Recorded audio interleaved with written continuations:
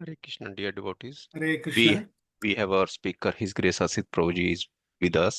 Let's welcome His Grace Asit Prabhuji by loudly chanting Hare Krishna, Hare Krishna, Krishna Krishna, Hare Hare, Hare Ram, Hare Ram, Ram Ram, Hare Hare. Hare Krishna Prabhuji, Tanmutnam.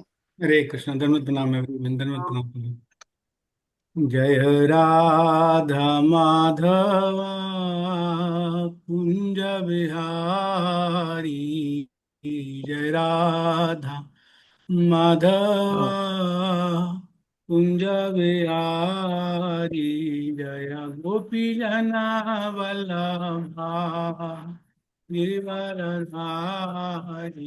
जय गोपी जना वल्लभा गिरिवरधारी,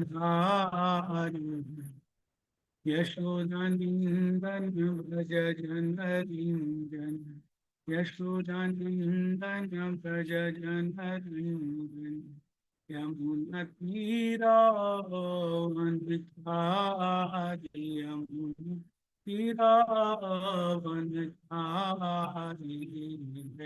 राधा माधवा कुंज बिहारी, जय राधा माधवा कुंज बिहारी, जय श्री कृष्ण चैतन्य प्रभु नित्यानंदा, श्री राधा शिवासादि गौर भक्तवृंदा। हरे कृष्णा कृष्ण कृष्णा हरे हरे, हरे राम राम राम हरे हरे, हरे कृष्णा कृष्ण कृष्णा हरे हरे, हरे राम राम राम हरे हरे, हरे कृष्णा कृष्ण कृष्णा हरे हरे, हरे राम राम राम हरे हरे, जय राधा श्याम सुंदर राधा श्याम सुंदर राधे, जय जगन्नाथ जय बलदेव जय सुभद्र जय सुदर्शन, जय गौरानिताय गौरानिताय गौरानिताय, जय गौरानिताय, जय वैष्णव ठाकुर वैष्णव ठाकुर वैष्णव ठाकुर, जय वैष्णव ठाकुर, जय जय प्रभुपाद प्रभुपाद प्रभुपाद प्रभुपाद। जय ओम विष्णुपाद परमहंस परिव्रजकाचार्य अष्टोत्र सत, हिज डिवाइन ग्रेस अभय चरणारविंद भक्ति वेदांत स्वामी शीला प्रभुपाद की जय। नित्य लीला प्रविष्ट, जय ओम विष्णुपाद परमहंस परिव्रजकाचार्य अष्टोत्र सत, हिज डिवाइन ग्रेस श्री भक्ति सिद्धांत सरस्वती गोस्वामी महाराज प्रपा ठाकुर की जय। अनंत कोटि वैष्णव वृंद की जय। नामाचार्य श्री हरदास ठाकुर की जय। प्रेम से कहो श्री कृष्ण चैतन्य प्रभु नित्यानंद श्री अद्वैत गदाधर शिवासादि गौर भक्त वृंद की जय। श्री श्री राधा कृष्ण गोपीनाथ श्याम कुंड राधा कुंड गिरिवर्धन धाम की जय। मथुरा वृंदावन धाम की जय। मायापुर नवदीप धाम की जय। गंगा माई जमुना माई की जय। भक्ति प्रदायिनी तुलसी महारानी की जय। श्रीमद् भागवतम ग्रंथराज महापुराण की जय। सभी एकत्रित भक्तों की जय जयकार हो हरे कृष्ण। सभी एकत्रित भक्तों की जय जयकार हो हरे कृष्ण। सभी एकत्रित भक्तों की जय जयकार हो हरे कृष्ण। श्री श्री गुरु गौरांग की जय जयकार हो हरे कृष्ण। ओम नमो भगवते वासुदेवाय। ओम नमो भगवते वासुदेवाय। ओम नमो भगवते वासुदेवाय। कृष्णाय वासुदेवाय देवकी नंदनाय च नंदगोपकुमाराय गोविन्दाय नमो नमः। हरे कृष्ण कृष्ण कृष्ण कृष्ण हरे हरे, हरे राम राम राम हरे हरे। ओम ज्ञानतिमिरान्धस्य ज्ञानाञ्जनशलाकया चक्षुरुन्मीलितं येन तस्मै श्रीगुरुवे नमः। मूकं करोति वाचालं पङ्गुं लङ्घयते गिरिं यत्कृपातमं वन्दे श्रीगुरुदीनतारणं श्रीचैतन्येश्वरं परमानन्दमाधवं। वाञ्छाकल्पतरुभ्यश्च कृपा सिन्धुभ्येव च पतितानां पावनेभ्यो वैष्णवेभ्यो नमो नमः। श्रीकृष्ण चैतन्य प्रभु नित्यानंद श्री द्वैत गदाधर शिवासादि गौर भक्तवृंद। हरे कृष्णा कृष्णा कृष्णा हरे हरे, हरे राम राम राम हरे। हरे कृष्णा। दंडवत प्रणाम है सभी वैष्णव के श्री चरणों में। स्वागत है सबका। तो मेरी आवाज स्पष्ट आ रही है प्रभु? हाँ जी प्रभु जी, बिल्कुल क्लियर आ रही है। थैंक यू, बिल्कुल। Thank you. तो श्रीमद् भागवत के पहले स्कंद के 13वें अध्याय से यहाँ कथा चल रही है वर्तमान में। और इस अध्याय का शीर्षक है धृतराष्ट्र द्वारा गृह त्याग। पिछले 2-3 सत्रों में हमने सुना था कि बहुत वर्ष तीर्थ यात्रा में रह आने के बाद और उसके बाद तीर्थ यात्रा में मैत्री मुनि से आत्मज्ञान के विषय में बहुत विस्तार से जानकारी ली, ज्ञान लिया विदुर जी ने। और फिर तीर्थ यात्रा के बाद आत्मज्ञान में पूर्ण पारंगत होने के बाद विदुर जी वापस हस्तिनापुर आए। तो वास करने के लिए, वहां रहने के लिए हस्तिनापुर नहीं आए थे। अपने बड़े भाई धृतराष्ट्र का उद्धार करने के लिए वास्तव में विदुर जी आए थे यहाँ पर राजमहल में। तो जब पहुंचे थे, महाभारत का युद्ध हो गया था। धृतराष्ट्र राजा बन चुके थे। कहीं कहीं योद्धा मारे गए थे। धृतराष्ट्र के तो सारे ही पुत्र मारे गए थे। और धृतराष्ट्र गांधारी के साथ यही युधिष्ठिर महाराज के महल में ही रह रहे थे। बहुत ध्यान रखते थे महाराज युधिष्ठिर इन दोनों का। अपने पुत्रों से भी अधिक ध्यान उनका रखते थे। अपने पुत्र भी क्या रखते जो युधिष्ठिर महाराज ध्यान रखते थे। तो विदुर जी आए यहाँ पर, प्रयोजन के साथ आए, एक लक्ष्य को लेकर के आए, एक ऑब्जेक्टिव को लेकर के आए कि बड़े भाई धृतराष्ट्र का उद्धार करना है। कई वर्षों से यहाँ नहीं थे। महाभारत के युद्ध से पहले ही विदुर जी निकल गए थे, चले गए थे। तो आए, पहले देखना चाहते थे कि जिस स्थिति में मैं इन्हें छोड़ करके गया था धृतराष्ट्र को, अटैच पूरी तरह से, क्या कोई परिवर्तन हो गया कि 100 पुत्र मारे गए, राज्य चला गया, सब हो गया? क्या इसमें कोई परिवर्तन आया? तो कुछ समय तक तो रहे वहां पर विदुर जी। लेकिन जब सब मिला करके देख लिया कि धृतराष्ट्र तो अपना सर्वस्व खोकर भी, अपने संतान, अपना राज्य, अपना धन वैभव सब खोकर भी बस भोगों में ही लिप्त हुआ हुआ रह रहा है, तब ये दुर्लभ मनुष्य जीवन सफल कैसे बनता है? इस ज्ञान की अनुभूति से, इस ज्ञान की रियलाइजेशन से अछूता ही रह जाएंगे धृतराष्ट्र। और शरीर में ही बुद्धि किए हुए, मैं बुद्धि किए हुए शरीर में सारा मनुष्य जीवन तो इन्होंने गवा दिया है। तो इस भाव से एक रात में, किसी दिन रात के समय विदुर जी ने उपयुक्त अवसर देखा और धृतराष्ट्र को प्रीच करना प्रारंभ किया, चेतना प्रारंभ, उनको चेताना प्रारंभ किया। और बहुत कम समय में, हमने गिनती की तो 11 श्लोकों में ही इतना इतना उन्होंने वैराग्य उत्पन्न कर दिया धृतराष्ट्र में। मात्र 11 श्लोकों में। ये भगवान के शुद्ध भक्त की वाणी की प्रतिभा होती है, वाणी की एक प्रभाव होता है। तो धृतराष्ट्र तुरंत निकल गया घर से, वानप्रस्थ के लिए हिमालय की ओर निकल गया। अगले दिन की भी प्रतीक्षा नहीं कि सुबह चला जाऊं, नहीं, जिस समय ये बात समझ में आ गई तुरंत निकल गया। गांधारी को भी नहीं बताया, अकेले ही निकल गया। अंधा था फिर भी अकेला ही चला गया। अंदर के चक्षु ऐसे प्रज्वलित हुए, ऐसे चक्षु में प्रकाश प्रकाशित हुए विदुर जी के उपदेश से, तो निकल गए। तो पीछे पीछे गांधारी भी देख रही थी, आभास हो रहा था उनको कि विदुर जी के शब्द हैं। अनभिज्ञ नहीं थे उनकी ताकत से, उनके शब्दों के, उनकी बातचीत के ढंग से, तो उनको भी समझ में आ गया। तो वो भी उनके पीछे पीछे निकल गए, पति पत्नी दोनों निकल गए। तो फिर विदुर जी भी महल से निकल गए, उनको क्या लेना था वहां पर। तो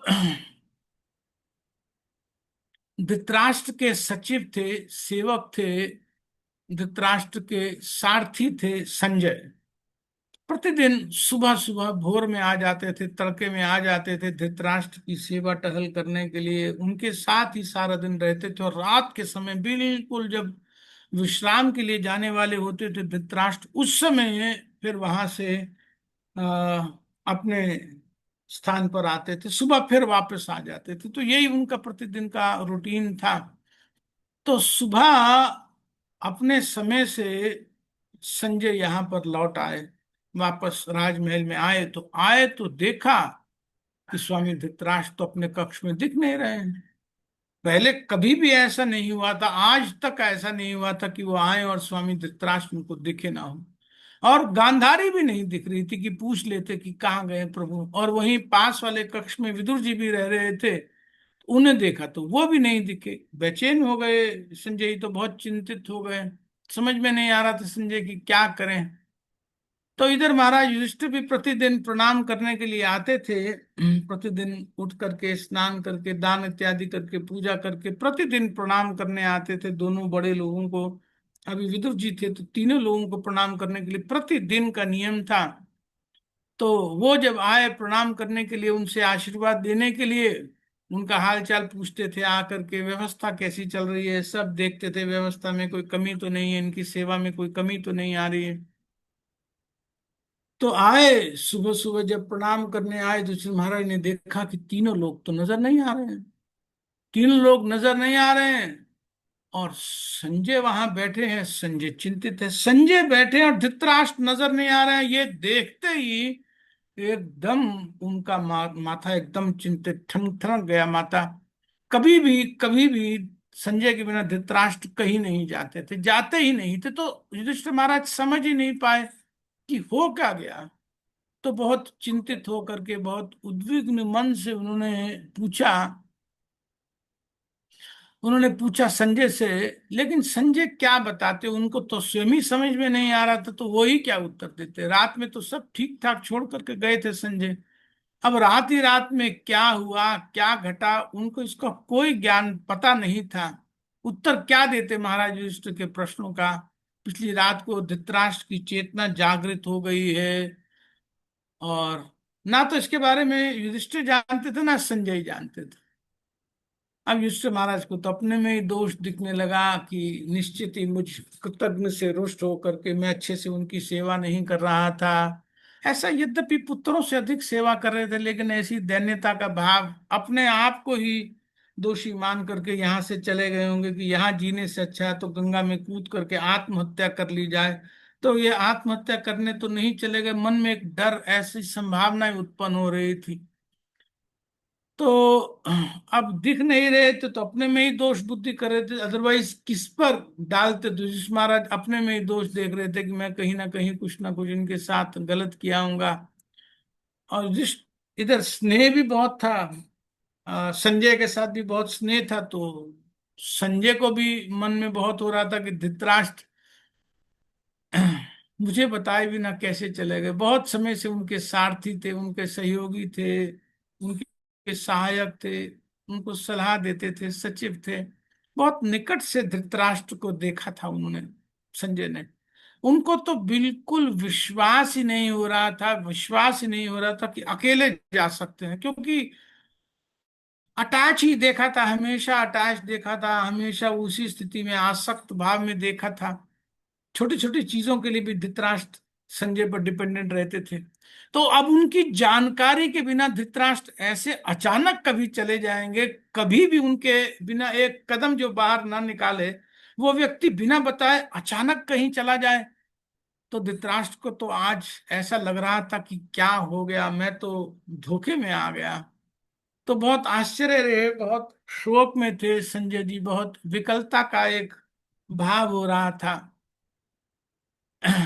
लेकिन सच्चाई तो यही होती है, जब जिसके ज्ञान चक्षु खुल जाते हैं फिर वो पीछे थोड़ी देखता है।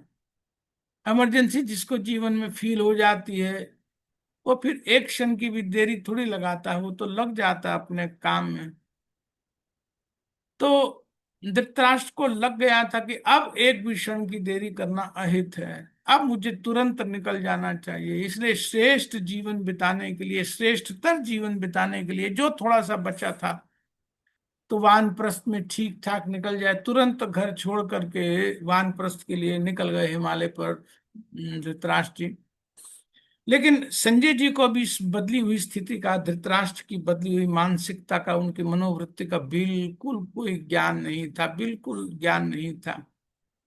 तो ऐसी स्थिति में बिना बताए, बिना पत्नी को बताए, ये भी नहीं सोचा कि मैं युधिष्ठिर को बता हरे दूंगा। कृष्ण बिल्कुल प्रणाम। हरे कृष्ण प्रभु। आवाज नहीं आ रही प्रभु। आ रही है प्रभु जी, आपकी आवाज बिल्कुल क्लियर है। अच्छा, कोई आवाज बीच में से आई नहीं थी। नहीं, हाँ वो डिस्टरबेंस थी प्रभु जी, आप प्लीज कंटिन्यू कीजिए। अच्छा अच्छा, आप म्यूट कर दीजिए, मुझे हाँ भी जी, हाँ म्यूट, जी, मैं अनम्यूट कर लूंगा फिर। ठीक है। थैंक यू प्रभु। हरे कृष्ण।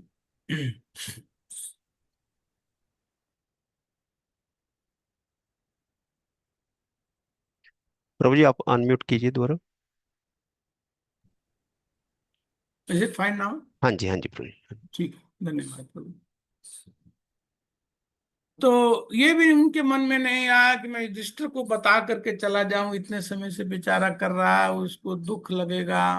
रात में ही निकल गए, सुबह हो जाती, युधिष्ठिर को बता जाते, या संजय को, बेचारे ने इतनी सेवा की, सुबह सुबह संजय आते थे, सारा दिन सेवा में लगे रहते थे, इतने वर्षों से सेवा कर रहे थे, नित्य आते थे, नित्य आते थे।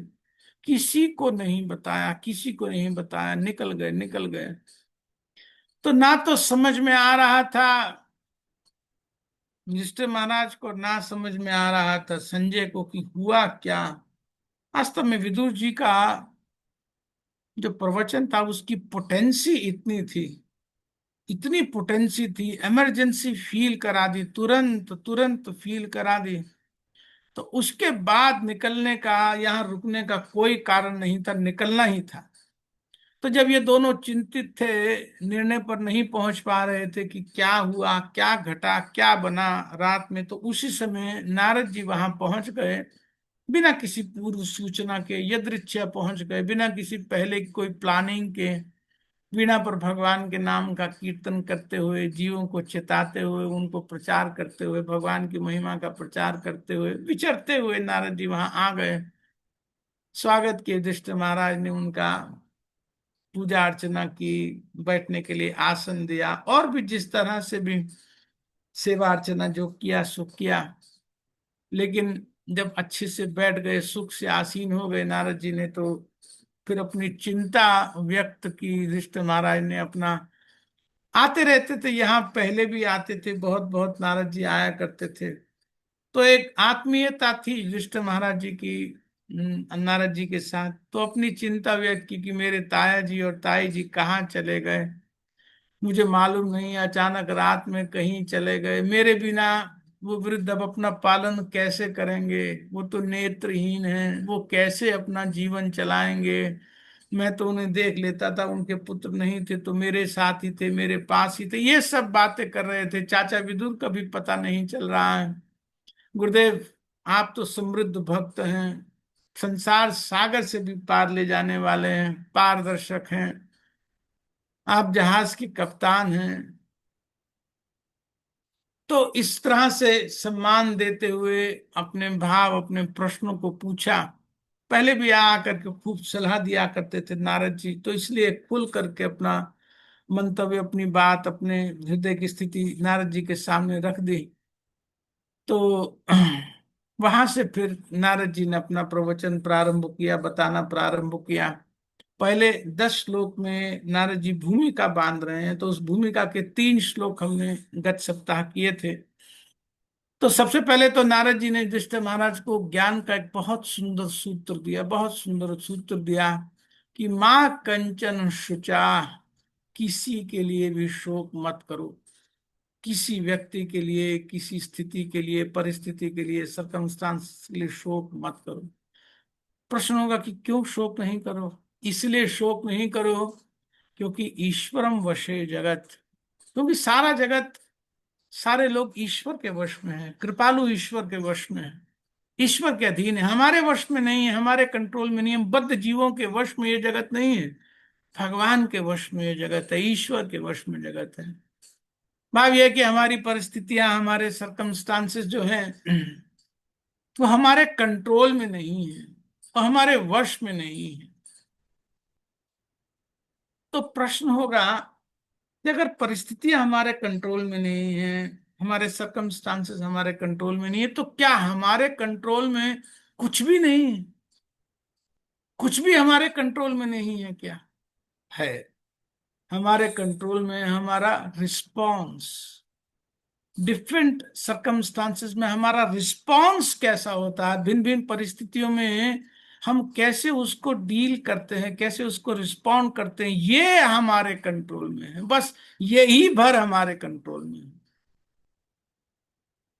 परिस्थितियां हमारे वश में नहीं है। और आप विश्वास मानिए, गलती प्राय यही होती है कि हम परिस्थितियों को बदलने में, परिस्थितियों को अपने वश में करने में ही सारी एनर्जी लगा देते हैं, सारा समय, सारी चेतना, सारे एफर्ट्स लगा देते हैं। और फिर बदले में जब हम अपना पूरा प्रयास करते हैं, हमारी अपेक्षा ये हो जाती है कि अब हमने एफर्ट किया, हमने प्रयास किया है, हम सोचते रहे हैं इस प्रॉब्लम के बारे में, हमने बहुत सोचा विचारा है, तो परिस्थिति अब हमारे वश में हो जाएंगे, हमारे अनुकूल सब स्थिति बदल जाएगी। यही हमसे वास्तव में गलती होती रहती है। हमारे दुख का कारण क्या है? अपेक्षा। नहीं, हम अपना एफर्ट्स तो करें, ऐसा नहीं कि एफर्ट नहीं करना, अपना प्रयास पूरा करना है, अपना एफर्ट्स पूरा करना है, पूरी मन से मेहनत करनी है, पूरा पूरा प्रयास करना भी चाहिए। लेकिन पूरे प्रयास में जो भावना सदा प्रबल बनी रहनी चाहिए वो ये कि ईश्वरम वशम जगत, भगवान के वश में जगत है। इसी को राइट रिस्पॉन्स कहते हैं। Right attitude of responding to a situation यही है कि अपना प्रयास बेस्ट करें, अपनी प्लानिंग बेस्ट करें, लेकिन इस पूरी प्लानिंग और प्रयास में मन में ये बात सदा बनी रहे कि ईश्वरम वशे जगत, भगवान करेंगे तो होगा। हमारे प्रयास का जो मेन प्रयोजन है, जो मेन पर्पस है, वो अपना कर्तव्य निर्वाह करना होता है। लेकिन हम रिजल्ट को, परिणाम को, आउटकम को अकेले नहीं बदल सकते। हम अकेले नहीं बदल सकते हैं। क्यों अकेले नहीं बदल सकते हैं? क्योंकि भगवान ने भगवत गीता के 18वें अध्याय में कहा कि किसी भी कर्म में 5 फैक्टर्स इंपॉर्टेंट होते हैं, 5 कारक, 5 अवयव होते हैं। हमने इस पर भी विस्तार से पिछले सत्र में चर्चा की थी, तो आज बहुत डिटेल में नहीं जाएंगे। तो 18वें अध्याय के 14वें श्लोक में और 16वें श्लोक में, 14th एंड 16th में भगवान ने बताया कि 5 फैक्टर इंपॉर्टेंट होते हैं। स्थान इंपॉर्टेंट होता है, कर्ता इंपॉर्टेंट होता है, चेष्टा इंपॉर्टेंट होते हैं, एंडिवर्स कहते हैं जिसको, इंद्रियां चाहिए, करण चाहिए काम करने के लिए, और अंततः ईश्वर की कृपा, ईश्वर की इच्छा, ईश्वर की मर्जी, ईश्वर की संस्तुति, अप्रूवल। ये 5 अगर कर्म कारक हैं तभी वास्तव में काम होगा। स्थान ठीक नहीं है, वहां काम कर रहे हैं तो रिजल्ट नहीं आएगा। उपयुक्त स्थान पर उपयुक्त काम नहीं कर रहे हैं तो उपयुक्त रिजल्ट नहीं आएगा। ढंग से चेष्टा प्रयास नहीं कर रहे हैं तो नहीं आएगा। तो हर 5 में से हर एक फैक्टर इंपॉर्टेंट है, लेकिन सबसे ज्यादा इंपॉर्टेंट फैक्टर भगवान भगवत गीता में कहते हैं ईश्वर इच्छा। यही सबसे इंपॉर्टेंट, और वही बात यहाँ कह रहे हैं कि ईश्वरम वशे जगत। तो प्रभुपाद जी ने, मुझे ध्यान आ रहा है वहां पर प्रभुपाद जी ने परपोट में लिखा था, तात्पर्य में लिखा था, बहुत सुंदर बात, कि गीता के इस सिद्धांत को, जो भगवान ने कर्म करने के सिद्धांत दिए हैं, जो 5 अवयव गिनाए हैं, जो 5 फैक्टर्स गिनाए हैं, इस सिद्धांत को जो अनदेखा कर देते हैं, जो इग्नोर कर देते हैं, और इग्नोर करके जो अपने आप को ही एकमात्र कर्ता समझता है, अपने आप को एकमात्र डूअर समझता है, बाकी 4 को कर्ता नहीं मानता, अपने आप को स्वयं को ही कर्ता मानता है, वो कोई बुद्धिमान व्यक्ति नहीं है। क्यों? क्योंकि वो वस्तुओं को सही रूप में नहीं देखता। प्रभुपाद जी लिखते हैं वहां, वो सही रूप में वो देख नहीं पाया, उसकी मायोपिक विजन है, उसकी दृष्टि अभी अधूरी है, ठीक नहीं है उसकी दृष्टि।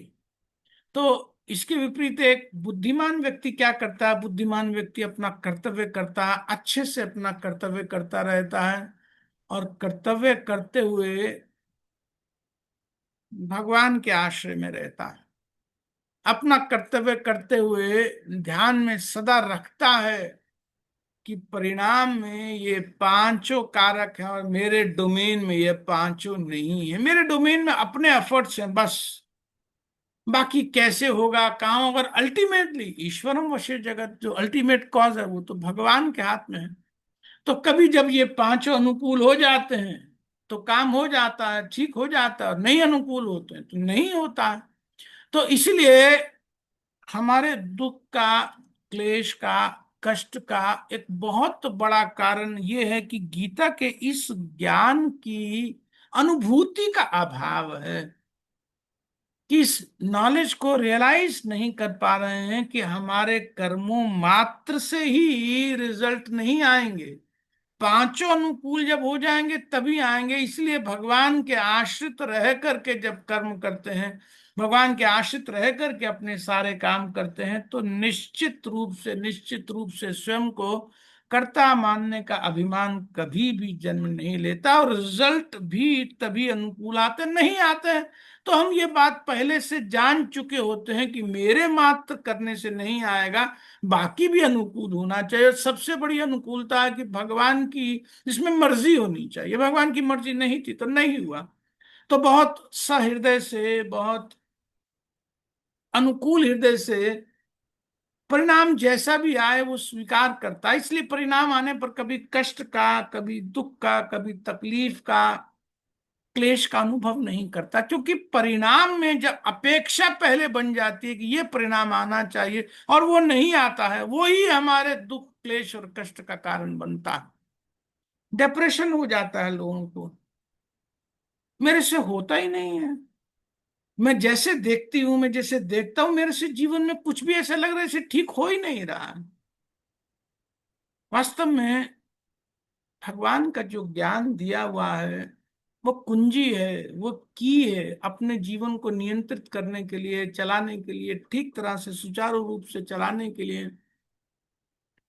तो जब ये बात समझ में आ जाएगी, जब गीता का ये सिद्धांत समझ में आ जाएगा, तो एक बहुत बड़ी, जो बिना बात के अननेसेसरी एक भार की टोकरी सिर पर बिना बात पे उठाई हुई है, वो उतर जाती है, स्वतः ही उतर जाती है वो भार की टोकरी, क्योंकि उसकी आवश्यकता रहती नहीं है। तो नारद जी ने यहाँ पर बहुत सुंदर कहा कि ईश्वरम वशम जगत। ईश्वर का अर्थ हमने वहां समझा था कि काल भी ले सकते हैं, क्योंकि काल भगवान की एक शक्ति है। तो जो भी चीज किसी काल में जिसने जन्म लिया है तो उसका नाश निश्चित है, और नाश होने से पहले वो क्षीण भी होगी, डुंडल भी होगी।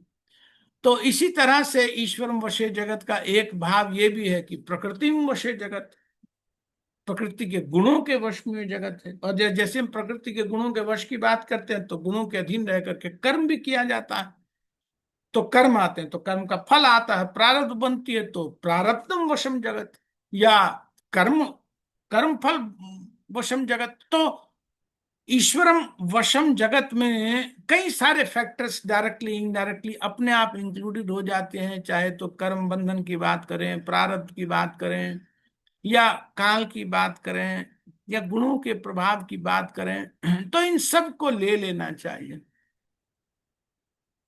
नहीं तो आप थोड़ा ध्यान से विचार करें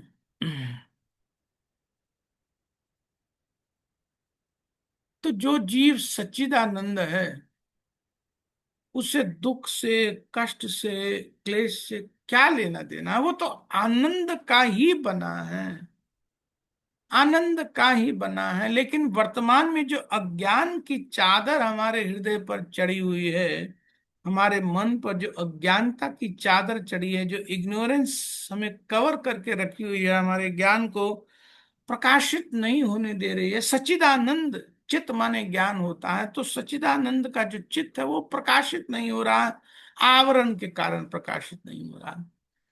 इसलिए भगवान की वाणी से, वैष्णव की वाणी से, महाजनों की वाणी से, महाभागवतों की वाणी से उस अज्ञान के अंधकार को दूर किया जाता है, उसके तिमिर को हटाया जाता है, प्रकाशित किया जाता है, अपना जीवन समझा जाता है उसके आलोक में, ज्ञान के आलोक में कि वास्तविकता क्या है।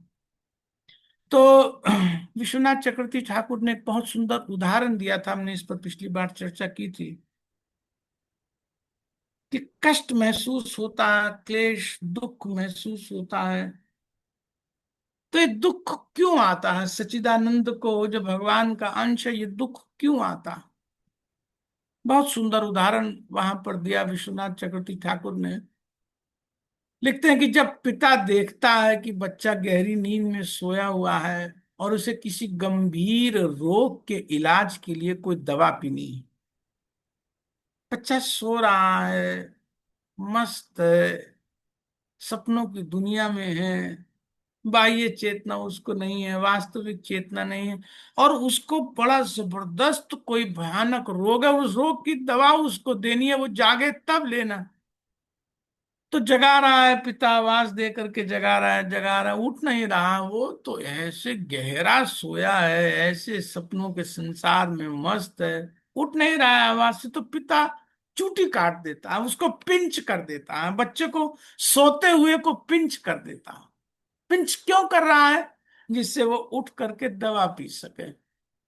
तो पिता ने सोते हुए बच्चे को चींटी काटी, उसे पिंच किया, उसे दुखी करने के लिए नहीं किया, उसको क्लेश देने के लिए नहीं किया, इसीलिए किया कि वो जाग करके अपनी गंभीर बीमारी की दवा पी सके।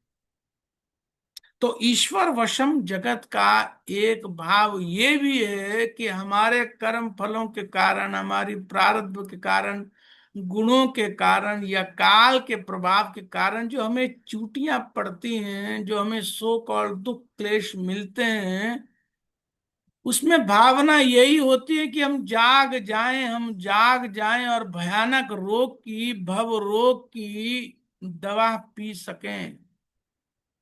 कितना सुंदर यहाँ भगवान के दयालु स्वभाव का वर्णन कर रहे हैं विश्वनाथ चक्रवर्ती ठाकुर, कि कर्म का फल भी भगवान दे रहे हैं, तो बहुत बहुत उसमें सुहृदता है, बहुत बहुत अपनापन है कि उठाएं दवा लेने के लिए। जो ये भव रोग है, ये बिना दवा के जाएगा नहीं। ये बार बार बार बार जो हमें शरीर मिलता है, ये अपने आप से रोग ठीक नहीं होगा, इसकी तो दवा लेनी पड़ेगी। तो इस भवरोग की हम दवा ले लें, भक्ति प्रारंभ करें, भक्तों के संग में, साधुओं के संग में भक्ति के मार्ग को समझें, संबंध तत्व समझें, प्रयोजन तत्व समझें, और उसके अनुसार फिर अभिधेय करें, प्रोसेस करें। इसीलिए चूंटी काटी जाती है, बार बार चूंटी काटी जाती है, ताकि उठ करके दवा पी सकें। बस इतनी सी बात जब समझ में आ जाती है, इतनी सी बात समझ में आ जाती है, तो शांति मिल जाती है। भगवान कहते हैं कि सुहृदम ज्ञात्वा माम शांति मृच्छति। ये बात समझ में आ जाती है कि भगवान की किसी भी कृति से हमें दुख देना, क्लेश देना, ये प्रयोजन नहीं होता है। भगवान दुख दे ही नहीं सकते हैं, दुख क्लेश कष्ट भगवान दे ही नहीं सकते हैं। और ये बात जानते ही, समझ में आते ही, सुहृदम ज्ञात्वा माम शांतिम पृच्छति, एकदम शांति प्राप्त होती है। इतना बड़ा बोझ, इतना बड़ा टोकरी उठा करके ऐसे गिरती है नीचे, जैसे ही ये भावना बिल्कुल हृदय में स्थिर हो जाती है, बहुत शांति प्राप्त हो। तो ये बात ठीक से समझ में आने पर फिर आगे हर परिस्थिति में, चाहे वो देखने में कितनी ही प्रतिकूल परिस्थिति क्यों नहीं लगे, कितनी ही कष्ट की, क्लेश की अनुभव क्यों ना कराने वाली परिस्थिति हो, लेकिन जब भगवान का स्वभाव समझ में आ जाता है, जिसके वश में ये जगत है, जब उसका स्वभाव समझ में आ जाता है कि परम करुणावान भगवान कष्ट दे ही नहीं सकते, ये चूटी के पीछे का भाव, इसके पीछे जो छिपी हुई करुणा, कृपा, दया, उनकी शुभेच्छा जब दिखने लगती है, अरे बच्चा तो सो रहा है, पिता की आवाज से, परमात्मा की आवाज से जाग नहीं रहा है, परमात्मा की आवाज सुन ही नहीं रहा है, जागेगा क्या। तो जो सोते हुए सपने में मस्त है, बिल्कुल डूबा हुआ है अपने सपने में, अपनी दुनिया में, सपनों की दुनिया में मस्त है, उसे जगाने के लिए चूटी वाला काम किया। याद रखना चाहिए, सदा याद रखना चाहिए, सदा सदा याद रखना चाहिए, कभी नहीं भूलनी चाहिए ये बात, कभी भी नहीं भूलनी चाहिए कि भगवान के किसी भी एक्शन से हमारा विपरीत, हमारा अमंगल हो ही नहीं सकता। ये बात भूलनी नहीं चाहिए, कदापि भी ये बात मन में भूलनी नहीं चाहिए कि किसी भी कृत से, एक्शन से, भगवान जिसके वश में जगत है वो परम करुणावान है, वो हमारा सुहृद है, जो चाहे बदल सकता है, सर्व सर्व शक्तिमान है, पूर्ण सामर्थ्य है उसमें किसी भी स्थिति को बदलने की। तो उसके किसी भी काम से हमारा अमंगल नहीं हो सकता। ये विश्वास बना लेना ही वास्तव में भक्ति का एक बहुत सुंदर संबल मिलता है, बहुत सुंदर बल मिलता है, बहुत सुंदर एक आधार मिलता है। नहीं तो दवाई देनी है, जाग नहीं रहा है, जगाने के लिए क्या करें।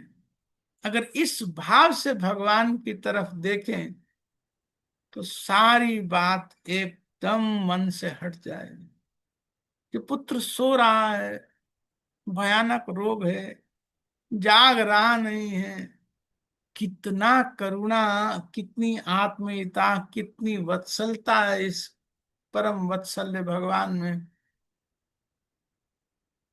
कि चूटी काट कर भी जगाने में कोई दिक्कत नहीं महसूस हो रही। और ये बच्चा ऐसा धूर्त है, जगा तो सबसे पहले चूटी का ही दर्द फील कर रहा, किसने जगाया, क्यों जगाया, मैंने क्या किया था कि मुझे चूटी काट दी गई, मैंने क्या किया था। कुछ नहीं किया था भैया, तुम पुत्र हो जिसके, उसका भाव है वात्सल्य का, उसका करुणा का, कृपा का भाव है, वो छोड़ नहीं सकता है ना। वो बाध्य है, अपने गुणों से बाध्य है, अपने गुणों को छोड़ नहीं सकता, अपने कृपा के, अपने सुदृढ़ता के गुण को, अपने कृपालु स्वभाव को छोड़ नहीं सकता। वो भी बेचारा क्या करे, वो नहीं ही छोड़ सकता।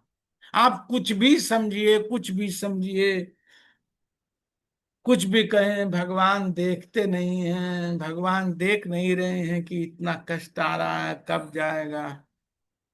जगाने के लिए, और जगाने के लिए, और जागने के लिए ही वास्तव में सब काम हो रहा है। तो युधिष्ठिर महाराज ने प्रश्न किया नारद जी से कि कहाँ गए हैं ये तीनों लोग। प्रश्न तो ये किया था कि तीनों वृद्ध हमारे संबंधित धृतराष्ट्र, गांधारी, विदुर जी कहाँ चले गए, कहाँ गए।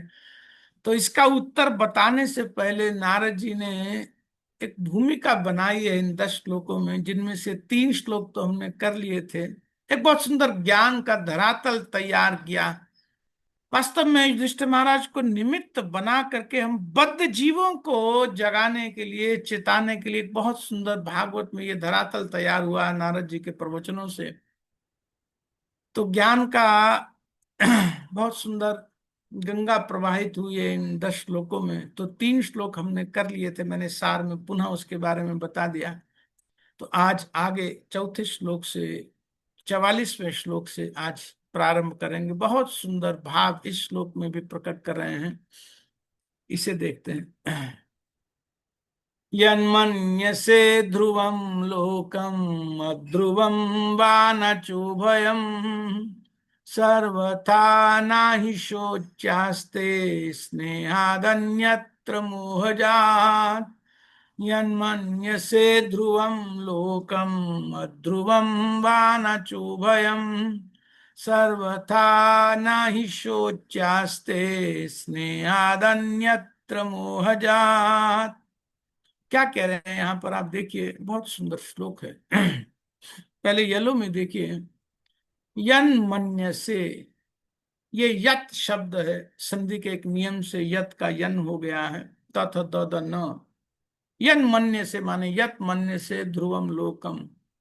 तो महाराज युधिष्ठिर को नारद जी कह रहे हैं कि यदि तुम स्वयं को आत्मा मानते हो, ध्रुव मानते हो, यत मन्य से ध्रुवम, अपने को ध्रुव मानते हो, आत्मा का ध्रुव मानते हो, आत्मा को ध्रुव मानते हो, और आगे ग्रीन में देखिए, अध्रुवम वा नाचा उभयम, अध्रुवम वा, अथवा भौतिक मानते हो, अध्रुव मानते हो, नाचा, अथवा स्वयं को आत्मा या भौतिक कुछ भी नहीं मानते हो, ना तो आत्मा मानते हो ना भौतिक मानते हो, अथवा च उभयम, दोनों ही मानते हो कि भौतिक भी हूं और चिन्मय भी हूं। बहुत बहुत तरह के मत हैं, बहुत बहुत तरह के फिलॉसफी हैं, सबको नारद जी ने यहां जोड़ लिया। या तो चिन्ह में मानेंगे, या तो भौतिक मानेंगे, या कुछ भी नहीं मानेंगे, या कुछ चिन्ह में कुछ भौतिक, और कुछ परम्यूटेशन कॉम्बिनेशन होता ही नहीं है।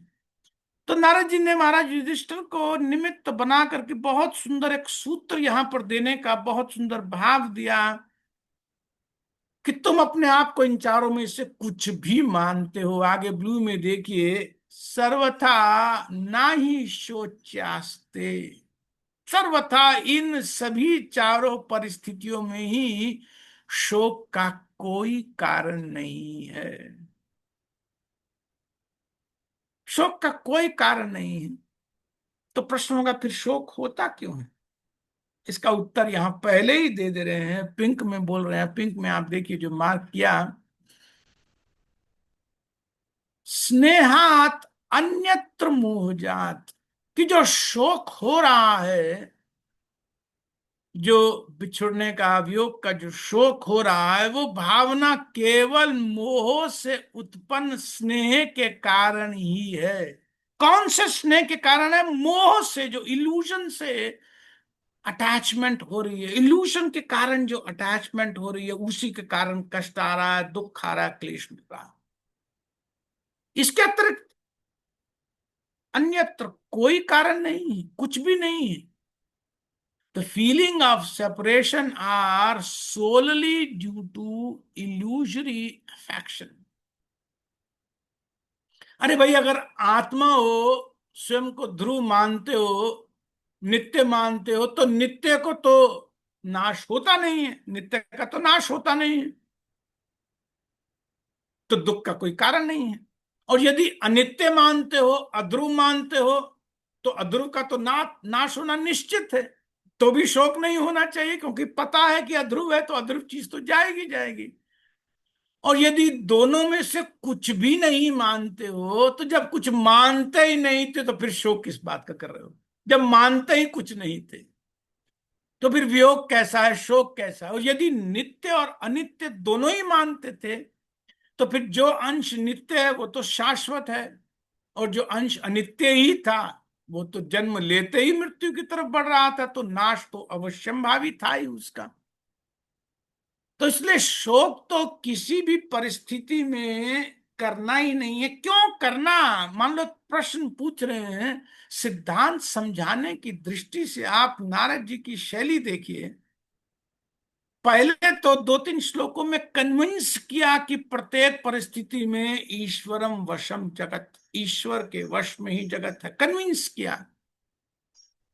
और कदाचित अगर किसी के मन में डाउट रह गया किसी भी तरह का, तो ये वश वाला भाव मान लीजिए आप छोड़ भी दो, हटा दो ये वश वाला भाव, आपको भी कन्विक्शन नहीं आ रही है, तो कोई बात नहीं। अब दूसरे प्लेटफॉर्म से रह रहे हैं, लॉजिक के प्लेटफॉर्म से थोड़ा बुद्धि थोड़ा तर्क लगा करके भी इस बात को बता रहे हैं, समझा रहे हैं कि भैया तो भी शोक का कोई कारण नहीं। अगर तुम्हें भगवान की कृपालुता का कि उनके वश में जगत है, दुख नहीं दे सकते, ये बात समझ में नहीं आ रहा, तो फिर ये बात तो समझ में आ जाएगी, तर्क की बात, लॉजिक की बात तो समझ में आ जाएगी ना, कि जो चीज नित्य है वो कभी नाश नहीं हो सकती, जो अनित्य है वो तो नाश होनी ही है। ये तो इसमें कोई डरने वाली, कोई कोई इसमें दूसरी संभावना ही नहीं है, कोई भय वाली बात ही नहीं है। वास्तव में अपना विवेक जागृत करके इस जगत में व्यवहार करना सिखा रहे हैं नारद जी। इस श्लोक में नारद जी का प्रयोजन ये है कि भागवत का सुनने वाला, भागवत का पढ़ने वाला, भागवत पर प्रवचन करने वाला अपनी डिस्क्रिमिनेशन को सदा, विवेक को सदा जागृत करके रखे। इस जगत में जितना भी व्यवहार करना है, जिससे भी व्यवहार करना है, कोई कितना ही क्लोज क्यों ना हो, लेकिन विवेक को सुला करके व्यवहार नहीं किया जा सकता, ये बात यहां पर स्पष्ट कह रहे हैं। तो जिसका विवेक सदा जागृत है, जिसकी सेंस ऑफ डिस्क्रिमिनेशन सदा जागृत है, जो चीजों को स्पष्ट देख रहा है, जिसकी दृष्टि वास्तविकता से नहीं हट रही है, ऐसा विवेकशील व्यक्ति कोई भी व्यवहार करता है, किसी भी तरह किसी से व्यवहार करता है, तो वो सत्य के धरातल पर व्यवहार कर रहा होता है। उसका अटैचमेंट मोह जनित नहीं होता है, उसका अगर किसी के साथ लगाव है वो मोह के कारण नहीं होता है, इल्यूजन के कारण नहीं होता। इसलिए यहां से भक्ति के अटैचमेंट को पूरा हटा दिया गया। मैं आगे इस तत्व को लेना चाहता हूं। तो युधिष्ठिर महाराज को वास्तव में निमित्त बना करके एक महाभागवत, एक महाजन, एक परम वैष्णव, एक भक्त शिरोमणि सिखा रहा है कि मोह जनित स्नेह का दोष वास्तव में होता क्या है। विवेकपूर्ण स्नेह का तो स्वागत है, स्नेह छोड़ करके कैसे रहेंगे। इस भौतिक जगत में संबंध हैं, उन संबंधों में एक स्वाभाविक स्नेह होता है, लेकिन विवेकपूर्ण स्नेह का ही स्वागत है। तो विवेकपूर्ण स्नेह का तो स्वागत है, लेकिन जो मोह से जनित हो रहा है स्नेह, वो दोषपूर्ण है, वो दुख देता है, वो कष्ट देता है, वो क्लेश देता है।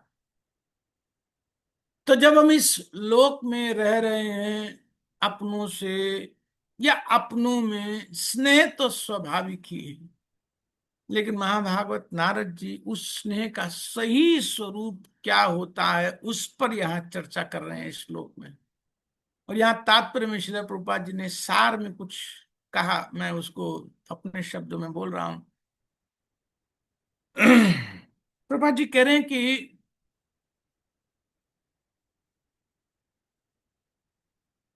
हाँ, यहाँ पर वास्तविकता ये है कि प्रत्येक जीव परम पुरुष का व्यक्तिगत अंश है।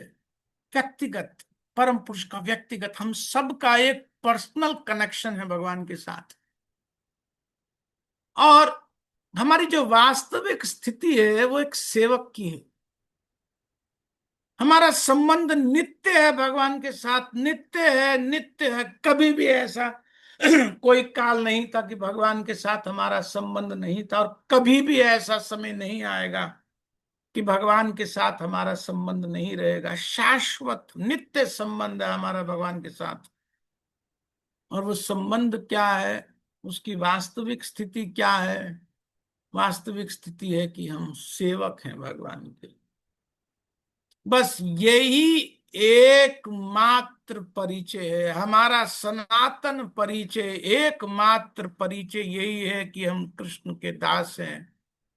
उनके नित्य दास हैं। बस यही एकमात्र हमारा परिचय है, सनातन सनातन काल से, अनादि काल से यही एकमात्र हमारा परिचय, और अनंत काल तक यही एकमात्र हमारा परिचय बना रहेगा।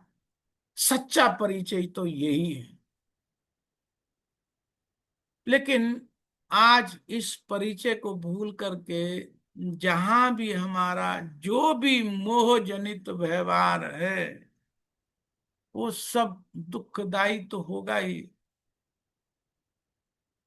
लेकिन इसके साथ साथ ये बात भी समझ लेना चाहिए कि इस सनातन परिचय को, इस वास्तविक परिचय को साथ लेकर यदि किसी भी प्रकार के दूसरे संबंध में रहें, व्यवहार में रहें, तो मोह उत्पन्न नहीं हो सकता है।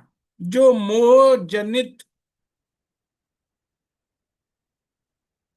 अफेक्शन है, जो मोह जनित स्नेह है, वो कभी उत्पन्न नहीं हो सकता यदि ये भाव, हमारा जो वास्तविक परिचय, ये भाव अगर जागृत रहता है, तो कभी इल्यूजन वाला स्नेह नहीं उत्पन्न हो सकता। और इल्यूजन वाला स्नेह ही, मोह जनित स्नेह ही दुख का कारण होता है, क्लेश का कारण होता है, कष्ट का कारण होता है।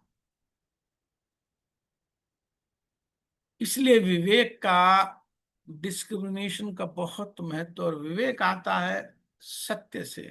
सत्य से जब दो चार होता है, जब सत्य के साथ परिचय होता है, सत्य का जब साक्षात्कार होता है, तो विवेक अपने आप जन्म लेता है, डिस्क्रिमिनेशन अपने आप आने लगती है। जो सत्य से जितना ही दूर पड़ा हुआ है, वो उतना ही मोहित है। और जो सत्य के जितना ही करीब है, जितना बिल्कुल स्पर्श कर रहा है सत्य के, वो उतना ही विवेक पूर्ण है। एक विवेक शून्य की स्थिति और एक विवेक पूर्णता की स्थिति है। तो इस जगत में दुख का, क्लेश का ये कारण तो बिल्कुल वैलिड है कि हम भगवान के साथ उनके नित्य धाम में नहीं है। अगर इस कारण से मन में दुख हो रहा है, मन में कष्ट आ रहा है कि हम भगवान के साथ नहीं हैं, हम भगवान के साथ नहीं हैं, हम भगवान के अंश हैं, भगवान के दास हैं, लेकिन भगवान के धाम में भगवान के साथ नहीं। अगर दुख इस कारण से आ रहा है कि हम अपनी स्वाभाविक स्थिति में नहीं है, इसलिए यदि दुख हो रहा है, तो उस दुख का, उस कष्ट का तो स्वागत है। वो तो चाहिए, वो फीलिंग तो चाहिए। दुख का ये कारण अगर बने कि हम भगवान से दूर हैं, अगर मन में इसके कारण से उद्विग्नता हो रही है, क्लेश मन इस कारण से कर रहा है कि हम भगवान के साथ उनके धाम में नहीं है, भगवान की डायरेक्ट सेवा में नहीं है, इस कारण से दुख हो रहा है, तो स्वागत है ऐसे दुख का। क्यों स्वागत है?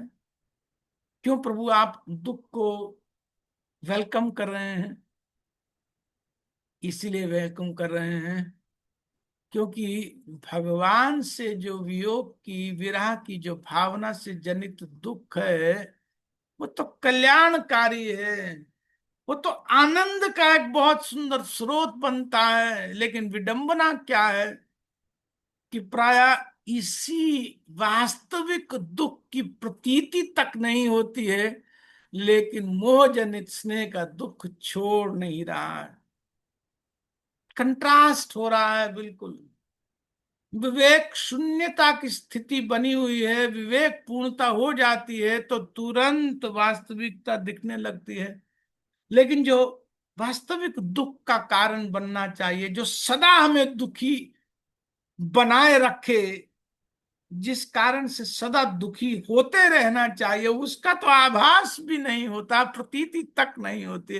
कभी कभी कुछ होती होगी, लेकिन जो मोह के कारण से जो अफेक्शन है, जो स्नेह, और उस स्नेह के कारण जो दुख है, वो तो छोड़ता नहीं, छोड़ नहीं रहा है। अपनी टीका में श्री विश्वनाथ चक्रवर्ती पाद बहुत सुंदर बात लिखते हैं। बहुत दूर जाकर के इस बात को पकड़ लेना चाहिए, बहुत दूर जाकर के पकड़ लेना चाहिए। विश्वनाथ चक्रवर्ती पाद लिखते हैं कि इस भौतिक जगत में दुखी करने लायक कोई वस्तु है ही नहीं। इस भौतिक जगत की किसी भी वस्तु में इतनी शक्ति नहीं है कि हमको दुखी कर सके, क्योंकि दुखी करने लायक कोई वस्तु है ही नहीं। मात्र मोह, इल्यूशन, अज्ञान, इग्नोरेंस ही स्नेह जनित दुख उत्पन्न करते हैं। यही स्नेह, यही स्नेह, यही अफेक्शन यदि ज्ञान युक्त होगा, ज्ञान से जुड़ा हुआ होगा, ज्ञान के कारण अगर होगा, ज्ञान के आलोक में होगा, तो वो विवेकपूर्ण होगा। और विवेकपूर्ण स्नेह से दुख कभी नहीं हो सकता। स्नेह चाहिए, स्नेह तो चाहिए, लेकिन अगर स्नेह दुख का कारण बन रहा है, इस भौतिक जगत में किसी के प्रति स्नेह, और वो स्नेह दुख का कारण बन रहा है, किसी भी दिन किसी भी परिस्थिति में अगर वो दुख का कारण बनता है, वो स्नेह, वो अटैचमेंट, वो कनेक्शन अगर दुख का कारण बनता है, तो that's a time to come back to our drawing board पर आ जाना चाहिए और देखना चाहिए कि कहाँ पर क्या चीज ऐसी है जो ठीक नहीं है। कहीं ना कोई इक्वेशन चाहे भक्ति में है, लेकिन फिर भी अगर स्नेह जनित दुख हो रहा है, यद्यपि किसी के जाने का या परिवार में किसी को कष्ट आता है, तो मन में आभास तो रहता ही है, लेकिन फिर यही आता है, ईश्वरम वशे जगत, भगवान के वश में जगत है। सभी तो अपने प्रारब्ध को भोग रहे हैं, सभी तो गुणों के अधीन हैं, सभी तो काल के अधीन हैं। ये सब बातें हृदय में जब पूरी तरह से भरी रहती हैं, तो अगर कभी क्षणिक दुख आता भी है, तो तुरंत दूर हो जाता है। भगवान की ऐसी कृपा, प्रकाश के आते ही अज्ञान अंधकार तुरंत तुरंत चला जाता है, ये तो बिल्कुल स्थापित सत्य है। तो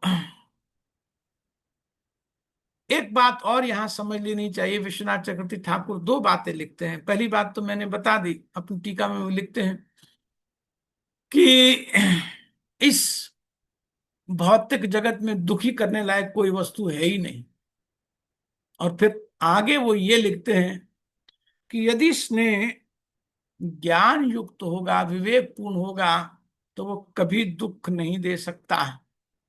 इसीलिए भक्ति संबंधी स्नेह को यहाँ नारद जी सम्मिलित नहीं कर रहे हैं। विश्वनाथ ठाकुर कहते हैं, विश्वनाथ चक्रवर्ती ठाकुर, इसीलिए जो भक्ति संबंधी स्नेह है, अरे वो तो ज्ञान युक्त है, वो तो विवेक युक्त स्नेह है, वो तो अपने स्वरूपगत स्नेह है। उस चिन्मय स्नेह में वियोग की भावना तो दुख नहीं दे सकती है, आनंद ही प्रदान करती है।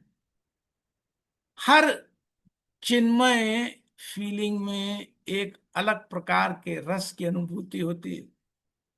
करुणा भी एक रस है। सब रस में एक अनुभूति होती है भगवान के प्रति। किसी भी तरह का जब चिन्मय भाव होता है, चाहे वियोग का ही भाव हो, वियोग भी अंततः सुख ही देता है, आनंद ही देता है। तो सच्चिदानंद उस आनंद को भोगने के लिए ही बना है। वही हमारा स्वरूप है। वहां दुख भी है, जो भी चीज यहाँ भौतिक जगत में है वो वहां भी है, लेकिन उसका अल्टीमेटली रिजल्ट यहाँ और वहां अलग अलग होता है। वहां दुख भी आनंद है, और आनंद सुख भी आनंद है, क्योंकि एब्सोल्यूट है। एब्सोल्यूट का मतलब होता है कि उसमें अंदर कुछ भी हो। दो डंडे होते हैं मैथमेटिक्स में, एब्सोल्यूट के अंदर कुछ होता है, रिजल्ट बाहर पॉजिटिव ही आता है। तो चिन्मय जगत में चाहे दुखमय परिस्थिति है, दुख दिख रहा है, लेकिन रिजल्ट में फिर आनंद ही आता है। तो चिन्मय स्नेह में वियोग की भावना भी आनंद ही प्रदान करती है। हर चिन्मय फीलिंग में एक अलग प्रकार के रस की अनुभूति होती है, एक सुख की अनुभूति होती है। इसलिए भक्ति जनित स्नेह और उसके कारण से जो उत्पन्न वियोग का दुख आनंद के अमृत में ही डुबोता है। डुबोता क्या है, शाश्वत रूप से अमृत में ही अवगाहन कराता रहता है। अगर आनंद चल रहा है तो आनंद का अमृत है, दुख है तो भी आनंद का ही अमृत है, तो बाहर नहीं निकलता है जीव। इसीलिए यदि इस भौतिक जगत में वियोग की फीलिंग के कारण हमें दुख अनुभव हो रहा है, तो नारद जी एक हिंट जैसा यहां दे रहे हैं कि कहीं कुछ इवैल्यूएट करने की आवश्यकता है, ड्राइंग बोर्ड पर वापस आने की आवश्यकता है, कुछ डिजाइन गलत बन गया है, हम सब उस डिजाइन को ठीक करने की आवश्यकता है। यदि कोई सच्चिदानंद है, आनंद स्वरूप ही है, तो आनंद के सागर में ही डूबा रहना चाहिए ना। यदि शोक हो रहा है तो वो शोक मोह जनित ही हो सकता है। यदि शोक हो रहा है तो वो शोक मोह जनित ही हो सकता है, अन्यथा शोक होगा ही क्यों। हम भगवान के दास हैं, यही ले दे करके हमारा एकमात्र परिचय है। और इसी सनातन नित्य परिचय को भूल करके, इसी सनातन नित्य हमारी पहचान है, उसको भुला करके ही बाकी जितने अनेक परिचय हमने बना लिए हैं, उन्हीं मोहवश परिचयों का एक नशा सा चढ़ा हुआ है। तो नारद जी अपने शब्दों से वही नशा उतार रहे हैं। फिर आगे 45वें श्लोक में देखेंगे, तो 45वें श्लोक में कह रहे हैं यहाँ पर नारद जी, तस्मात् जह्ये अंग वैकल्यम ज्ञान कृतमात्मनाः कथम तो नाथा कृपणा वर्तेरंस्ते च मां विना। तस्मात् जह्ये अंगा वैकल्यम ज्ञान कृतमात्मना। एक और इंजेक्शन लगा रहे हैं, बहुत सुंदर। पहले तो संबोधन आप देखिए, यहां पर येलो में संबोधित कर रहे हैं युधिष्ठिर महाराज को, अंग अंग। कितना निकट का, आत्मीयता का संबोधन है अंग। किसी को अपने शरीर के अंगों जितना निकट, नजदीकी, अंतरंग, आत्मीय मान लेना बहुत बड़ी बात है। देखा जाए तो सबको ही अपने शरीर के अंग बहुत प्रिय होते हैं, बहुत बहुत प्रिय होते हैं। अपने अंगों की कुशलता का कितना ध्यान रखता है मनुष्य, कि ठीक रहे अंग, सब चलता रहे, ठीक चलता रहे। अपने अंगों की कैसे भी रक्षा करता ही है मनुष्य, रक्षा करता ही है, सभी रक्षा करते हैं। तो नारद युधिष्ठिर महाराज को संबोधित कर रहे हैं अंग। कोई महाभागवत किसी को कितना अपना मान सकता है, कितना अपना मान सकता है, कितने तक अपना मान सकता है, इस बात का उत्तर यहां नारद जी के संबोधन में मिल रहा है। वास्तव में किसी साधु का हो जाना, किसी साधु का हो करके अपना जीवन जी लेना, किसी महाभागवत का हो जाना, उनका होकर ही जीवन बिताते रहना, यही मनुष्य जीवन की सबसे बड़ी कमाई है। सबसे बड़ी कमाई मानी जाएगी तो यही मानी जाएगी कि किसी साधु के हो गए और हो करके ही सारा जीवन बिता दिया। इससे बड़ी कोई कमाई कर नहीं सकेंगे मनुष्य जीवन में, इससे बड़ी कमाई बन नहीं सकती। किसी महाभागवत के हो गए, और यहां तो साधु अपना अंग मान रहा है, साधु संबोधित कर रहा है मेरे अंग। क्या भाग्य है हमारा युधिष्ठिर का, किसी को अपना अंग मान करके संबोधन करने में एक भाव आत्मीयता का आ रहा है, अपनेपन का आ रहा है, निकटता का आ रहा है, और एक भाव ये भी आ रहा है कि अपने अंग से कोई असत्य थोड़ी बोलता है, या अपने अंग से कोई अर्ध सत्य थोड़ी बोलता है। बोल नहीं सकता अपने अंगों से ये सब असत्य अर्ध सत्य की बात। तो इसकी भी यहां पुष्टि हो रही है कि दृष्टि में जो बात तुमको कह रहा हूं कड़वी लग सकती है, लेकिन तुम मेरे अंग हो। अंग से कभी असत्य नहीं बोला जा सकता है, संभव नहीं है, संभावना नहीं है। इसके बाद आगे ग्रीन में देखिए, तस्मात जहिया, इसलिए जहिए, इसको छोड़ दो। क्या छोड़ दो? ब्लू में देखिए, वैकल्यम अज्ञान कृतम आत्मना। वैकल्यम का अर्थ होता है विकलता, व्याकुलता। कैसी विकलता? आत्मना अज्ञान कृतम, आत्म तत्व के पूर्ण अज्ञान के कारण अथवा ज्ञान के कुछ अभाव के कारण जो तुम्हें विकलता हो रही है, उसे छोड़ दो। तस्मात जही अंग, हे अंग, इसलिए अज्ञान से उत्पन्न विकलता को छोड़ दो। तो ये हो क्या रहा है, विकलता में भाव क्या आ रहा है, मूल में बैठा क्या है, क्यों आपको ऐसा लग रहा है नारद जी? तो कह रहे हैं यहां पर, आप पिंक में देखिए, कथम तो नाथा कृपणा वर्तेरन तेचा माम विना। अन्वय होगा इसका, माम विना कथम ते अनाथा कृपणा वर्तेरन। माम बिना, कि मेरे बिना, ते अनाथा कृपणा कथम वर्तेरन, कि मेरे बिना वो अनाथ, वो कृपण, वो असहाय कैसे रहेंगे। युधिष्ठिर, इस भावना को छोड़ दो। इस भावना को छोड़ दो जो तुमने अभी कहा था ना, कि कैसे वृद्ध हैं, अंधे हैं, कैसे जिएंगे। आप एक साधु के सत्य की तलवार की धार का पैनापन देखिए, कितना पैनापन है। एक राजा के, एक पुत्र के, एक भक्त के इस अज्ञानता के भाव को सीधा सीधा काट रहे हैं, कि मेरे बिना वो असहाय जीव किस तरह रहेंगे, किस तरह जिएंगे। कि मेरे ताई जी दोनों चले गए हैं, मेरे ताई जी तो अंधे हैं, और ताई जी ने भी आजीवन इन्हीं की स्थिति का व्रत रूप में पालन करते हुए, नेत्र होते हुए भी पट्टी बांध ली है। कि यदि पति इस भौतिक जगत को नहीं देख सकते हैं, तो मैं भी नहीं देखूंगी। क्यों नहीं देखूंगी? ताकि उनके दुख का, उनके कष्ट का, उनके मर्म का, उनकी पीड़ा का साक्षात अनुभव कर सकूं। तो एक तरह से दोनों ही नेत्रहीन हैं।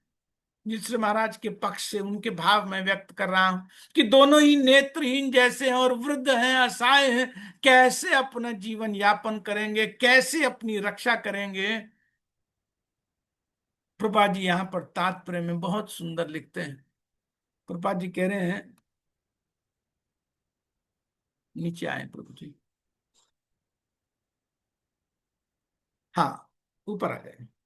जब हम अपने सगे संबंधियों को असहाय तथा अपने ऊपर आश्रित सोचते हैं, तो यह अज्ञान है। यह भावना अज्ञान के कारण आती है। प्रपात जी आगे नीचे लिखते हैं कि परमेश्वर की व्यवस्था से, परमेश्वर के अरेंजमेंट से प्रत्येक जीव को, प्रत्येक जीव अर्थात वो किसी भी योनि में है, किसी भी परिस्थिति में है, उसे उसी योनि में, उसी परिस्थिति में एक सुरक्षा प्रदान की गई, एक एक प्रोटेक्शन प्रदान की गई है। क्यों प्रदान की गई है? क्यों प्रदान की गई है सुरक्षा? तो प्रभुपाद जी लिखते हैं, इसीलिए सुरक्षा प्रदान की गई है क्योंकि भगवान भूत भृत कहलाते हैं। भगवान भूत भृत कहलाते हैं। भूत भृत का अर्थ है कि जो सबका, सभी जीवों का पालन करे, सबकी रक्षा करे, वो भूत भृत है। तो प्रश्न होगा कि क्या जब भगवान ही भूत भृत हैं, जब भगवान ही सब जीवों का पालन करते हैं, भगवान ही जब सबकी रक्षा करते हैं, तो फिर क्या हम अपने परिवार का, पति पत्नी, बच्चों का, माता पिता का, भाई बहन का, बंधुओं का, संबंधियों का पालन करना बंद कर दें? कि भगवान तो कर ही रहे हैं। तो इस पे प्रभुपाद जी के तात्पर्य में आप अंत में देखिए, प्रभुपाद जी लिखते हैं कि मनुष्य को केवल अपना कर्तव्य पालन करना चाहिए। मनुष्य को केवल अपना कर्तव्य पालन करना चाहिए। क्यों पालन करना चाहिए? इसलिए पालन करना चाहिए क्योंकि परमेश्वर के अतिरिक्त अन्य कोई किसी को सुरक्षा प्रदान नहीं कर सकता। इस बात पर हमारे एक आचार्य अपनी टीका में लिखते हैं कि नारद जी मानो कहना चाह रहे हैं, युधिष्ठिर तुम सोच रहे हो ना कि तुम उनके साथ नहीं हो, तो उनका पालन कैसे होगा, उनकी रक्षा कैसी होगी। ये ख्याल ही तुम्हारे मन को उद्विग्न कर रहा है ना। तुम्हें ऐसा क्यों लगता है कि तुम राजा हो इसलिए रक्षा करने वाले हो? तुम्हें ऐसा क्यों लगता है कि तुम पुत्र जैसे हो उनके इसलिए पालन करने वाले हो, रक्षा करने वाले हो? तुम्हारी यही झूठी ईगो और प्राइड के कारण ये भाव तुम में आ रहे हैं। तस्मात जहिया, इसलिए छोड़ दो, इसलिए इस दूषित भावना को त्याग दो। तस्मात जहिये अंग, इसलिए हे अंग इसे त्याग दो। अब एक अंग का यहां चौथा भाव यह भी निकल रहा है कि एक साधु का अंग और ऐसी अज्ञानता कि एक साधु का अंग और उसमें ऐसी अज्ञानता। एक साधु के तो सभी अंग ज्ञान से प्रकाशित होते हैं।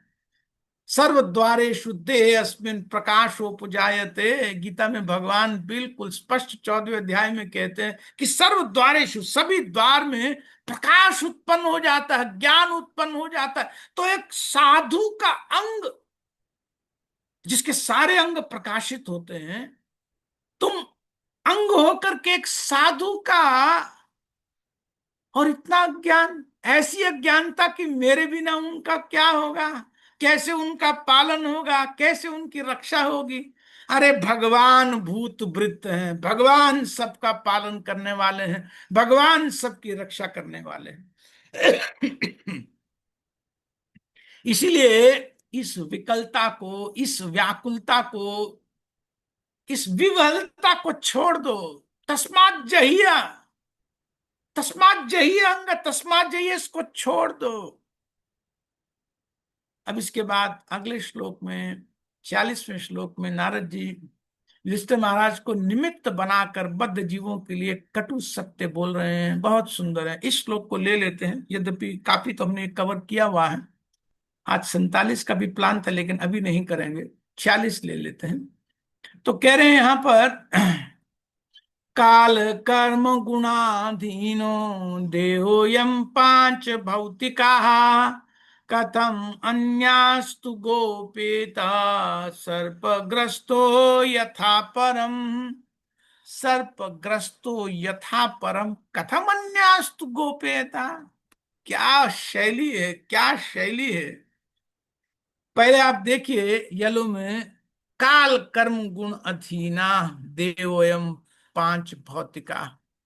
इसका अन्वय होगा अयम पांच भौतिका देहा काल कर्म गुण अधीना अस्ति। ये जो पांच भौतिक देह है ना, अयम, ये जो देह है, पांच भौतिक देह है, ये काल कर्म गुण के अधीन है। इस पर वास्तव में हम पहले ही 44वें श्लोक में बहुत विस्तार से चर्चा कर चुके हैं, जब हमने ईश्वर वशम का भाव प्रकट किया था। तो वहीं पर हमने कालम वशम भी बता दिया था, गुण वशम भी बता दिया था, और कर्म वशम भी बता दिया था। तो यह भाव तो स्पष्ट है, बिल्कुल स्पष्ट ही है। लेकिन श्लोक में ही आगे जो उदाहरण दे रहे हैं वो एक बहुत कटु सत्य है। अब ग्रीन में देखिए, नीचे श्लोक में ही उदाहरण है कि कथम अन्यान तू गोपेता सर्पग्रस्तो यथा परम। सर्पग्रस्ता जो स्वयं ही सर्प के मुंह में फंसा हुआ है, कथम अन्यान गोपेता, वो दूसरों की रक्षा क्या करेगा और कैसे करेगा। सांप और अजगर के बारे में एक बात विशेष प्रसिद्ध है, क्या, कि उनका जो मुख है वो बहुत एक्सपैंड हो सकता है। अपने से, अपने मुख से बहुत बड़ी चीज को भी वो मुख में रख लेते हैं, क्योंकि उनका जो ऊपर का जबड़ा होता है वो नीचे के जबड़े के साथ आपस में कनेक्टेड नहीं होता है। बाकी जितने भी जीव हैं और जितने भी जीव हैं, सबके कनेक्टेड होते हैं, लेकिन सांप का और अजगर के ये दोनों जबड़े एक्सपैंड हो सकते हैं इंडिपेंडेंटली। एक इस डायरेक्शन में जा रहा है तो दूसरा दूसरी डायरेक्शन में भी जा सकता है। बहुत फ्लेक्सिबल, बहुत लचीला होता है। मनुष्य के दोनों जबड़ों में तो एक कनेक्शन होता है, एक निश्चित आकार में ही खुल सकता है, लेकिन सर्पों के साथ, अजगरों के साथ ऐसा नहीं। दोनों जबड़े एक दूसरे से इंडिपेंडेंट होते हैं। फिर एक दूसरी बात और विशेष होती है कि उनका जो स्नायु तंत्र है वो बहुत सशक्त और लचीला होता है। स्नायु तंत्र का मतलब होता है शरीर की हड्डियां, मांसपेशियां इत्यादि बहुत फ्लेक्सिबल होती है। इसलिए हमने देखा कि जब सांप चलता है तो ऐसे टेढ़े मेढ़ों के चलता है, बहुत बहुत फ्लेक्सिबल होता है। तो वो अपने शरीर को फैला करके, घुमा करके, सिकोड़ करके शिकार को पकड़ करता है, फिर पकड़ करके अंदर करता रहता है, निकलता रहता है, निकलता रहता है। तो धीरे धीरे शिकार उसके जबड़े से अंदर जाता रहता है, और जो बाहर वाला अंश है शिकार का, वो बाहर से अंदर जबड़े में आता रहता है। अब मानिए, क्या उदाहरण दे रहे हैं आप, थोड़ा इसको समझिए कि कोई व्यक्ति आधा सांप के मुख से अंदर जा चुका है और कुछ अभी जबड़े में है और कुछ बाहर है। यदि वो किसी दूसरे व्यक्ति को बाहर वाले अपने शरीर से, मान लो उसके हाथ बाहर है, और बचाना चाहे, तो क्या वो बचा सकता है? अपने साथ और धकेलेगा अंदर। अगर उसका हाथ या कोई चीज पकड़ लेगा अपने हाथों से और उसको बचाना चाहेगा, क्या करेगा? अपने साथ अंदर धकेलेगा। तो रेस्क्यूअर मस्ट बी लिबरेटेड। बचाने वाला व्यक्ति स्वयं सर्पग्रस्त नहीं होना चाहिए, ये सिद्धांत है। शास्त्र में काल को भी सर्प कहा जाता है। काल सर्प बड़ा प्रसिद्ध शब्द है, और सच्चाई यह है कि ये मनुष्य जीवन मिला ही इसीलिए है कि उस साम्राज्य में प्रवेश कर लिया जाए जहां काल का कोई प्रभाव नहीं है, जहां काल सर्प एग्जिस्ट ही नहीं करता। ये शरीर तो जाएगा ही, एक दिन ये शरीर तो जाने वाला ही है, लेकिन शरीर रहते रहते यदि चेतना शरीर से हट करके, शरीर से ऊपर उठ करके आत्म भाव में स्थित हो गई, उस स्थान पर स्थित हो गई, उस साम्राज्य में स्थित हो गई जहां काल का कोई प्रभाव नहीं है, तो समझो जैसे काल सब का प्रभाव नहीं होगा, नहीं होगा। अर्थात हमारे जो ऊपरी कपड़े भरी काल सर्प खा पाएगा, हम बच जाएंगे, हमारे कपड़े खा लेगा शरीर। और शरीर पर पहने कपड़ों का जो आपस में संबंध होता है ना, वो ही आत्मा और शरीर का भी आपस में संबंध है। क्यों? क्योंकि शरीर माने आत्मा की ड्रेस, आत्मा की कवरिंग। जैसे मान लो किसी की शर्ट है, वो तार तार हो जाए लेकिन वो व्यक्ति बच जाए, पूरा पूरा बच जाए, उसी प्रकार से हमारा शरीर तो काल सर्प के मुख में है ही, पहले से ही है। पहले दिन से, जन्म लेने के दिन से ही काल के मुख में है, सर्प के में, काल सर्प के मुख में, और धीरे धीरे धीरे धीरे शरीर अंदर जा रहा है। अगर किसी की निश्चित आयु में से आधी निकल गई तो आधा वो काल सर्प के अंदर जा चुका है। तो अंदर मुख में जा रहा है, लेकिन इसी दौरान यदि आत्मा की रक्षा हो जाए, आत्मा का उद्धार हो जाए, तो वास्तविक बचाव हो जाएगा। लेकिन बचाएगा कौन? बचा वो ही पाएगा जो स्वयं लिबरेटेड है, जो स्वयं मुक्त आत्मा है, वो ही बचा सकेगा। कुछ थोड़े समय पहले की बात है, मैंने एक बड़ा वायरल वीडियो देखा था। किसी आदमी को अजगर ने अपने मुंह में दबा रखा था। बहुत मजबूत पकड़ होती है, लेकिन बहुत जल्दी नजर पड़ गई उस व्यक्ति पर, लोगों की आसपास। तो एक बहुत बलवान व्यक्ति जो अजगर के मुंह में था, उसको वो बलवान व्यक्ति बाहर खींचने लगा, बहुत तेजी से खींच रहा था, दम लगा करके वो खींचने लगा। और दूसरे जो दो तीन साथी थे वो उस अजगर को डंडे से मारने लगे, जोर जोर से डंडे से उसको पीटने लगे। तो एक तो उस बलवान व्यक्ति के बल के खींचने से और उधर डंडों की मार से घायल होकर के डर करके वो अजगर उस व्यक्ति को ढीला छोड़ करके वहीं पर छोड़ करके भाग गया। ढील उसने अपनी पकड़ ढीली कर ली, ढील को तो खींच रहा था बलवान व्यक्ति, वो खिंच गया, बाहर आ गया, तो उस व्यक्ति का बचाव हो गया। निश्चित निश्चित मृत्यु थी, टल गई। तो एक बहुत बलवान, एक सशक्त गुरु, एक समृद्ध वैष्णव काल सर्प के मुख से भी बाहर निकाल सकता है। कि योग्यता है एक बलवान साधु की, एक बलवान, एक समृद्ध वैष्णव की। काल सर्प में तो हम गए हैं, बस बाकी जितना जीवन बचा है, जितना समय बचा है, आत्म उद्धार कर लिया जाए, चेतना परिवर्तित कर ली जाए, वास्तविक स्थान पर ले आई जाए। और साधु संघ के कारण, डिवोटीज एसोसिएशन के कारण खूब डंडे पड़ते हैं काल्प सर्प पर, खूब साधु संघ बहुत डंडे मारता है काल्प सर्प पर। तो इन दोनों के मिले जुले प्रभाव से सर्प जीव को मुक्त कर देता है। तो नारद जी यहाँ यही बात कह रहे हैं कि या स्वयं सर्प ग्रस्ता सा कथम अन्यान गोपेत। अर्थात जो स्वयं सर्प के मुंह में फंसा है वो दूसरों की कैसे रक्षा कर सकता है। तो नारद जी ने तीन सर्पों का यह नाम लिया, काल सर्प का, कर्म सर्प का और गुण सर्प का। वास्तव में यही हम सब की कहानी है, हम सब की अज्ञानता की दास्ता यही है कि हम इन तीनों के आगे विवश हैं, काल के सामने विवश हैं। कौन नहीं जानता, सब अनुभव करते ही, फिर अपने कर्मों के बंधन में भी प्रत्येक क्षण रह रहे हैं। कब कौन सा कर्म फल प्रारब्ध के रूप में मिलने वाला है पता नहीं। इसलिए विवशता तो है, पूरी पूरी विवशता है। प्रारब्ध के वशीभूत फिर कौन नहीं है, सभी हैं। और फिर तीसरा है गुणों का बंधन, अपने अधीन करके जैसा चाहे गुण कर्म करवाते रहते हैं, गुण हमसे एक्टिविटीज करवाते रहते हैं। इन तीनों के पूरा पूरा वश में होकर के भी यदि कोई स्वयं को कर्ता मानता है, रक्षक मानता है, पालन करता मानता है, तो नारद जी जैसे आचार्य तो बैठे ही हैं उसे चेताने के लिए, उसे बाहर निकालने के लिए। तो नारद जी के शब्दों की यही विशिष्टता होती है, बहुत ही सटीक और to the point facts present करते हैं नारद जी। आप देखेंगे कि जहां जहां श्रीमद् भागवत में जहां जहां बोला है, नारद जी ने बिल्कुल स्पष्ट बुद्धिग्राही और तत्वों को बिल्कुल खोल करके सामने रखा।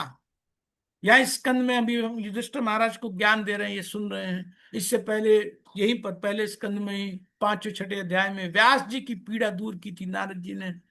इसके बाद फिर दूसरा स्कंद में तो कम से कम 50% में नारद जी हैं, ब्रह्मा जी के साथ उनका संवाद है।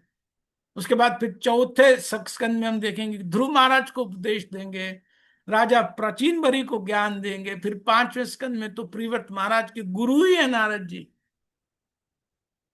और वो वहीं पर फिर भगवान नर नारायण की प्रार्थना भी हमको करते हुए दिखाई देंगे। छठे स्कंद में प्रजापति दक्ष के पुत्रों को 10,000 और 1,000, 11,000 पुत्रों को ज्ञान दे करके उनका उद्धार करेंगे। वही राजा चित्रकेतु का भी उद्धार नारद जी कर रहे हैं। और सातवां स्कंद तो सारा का सारा नारद मुनि ने ही बोला लगभग।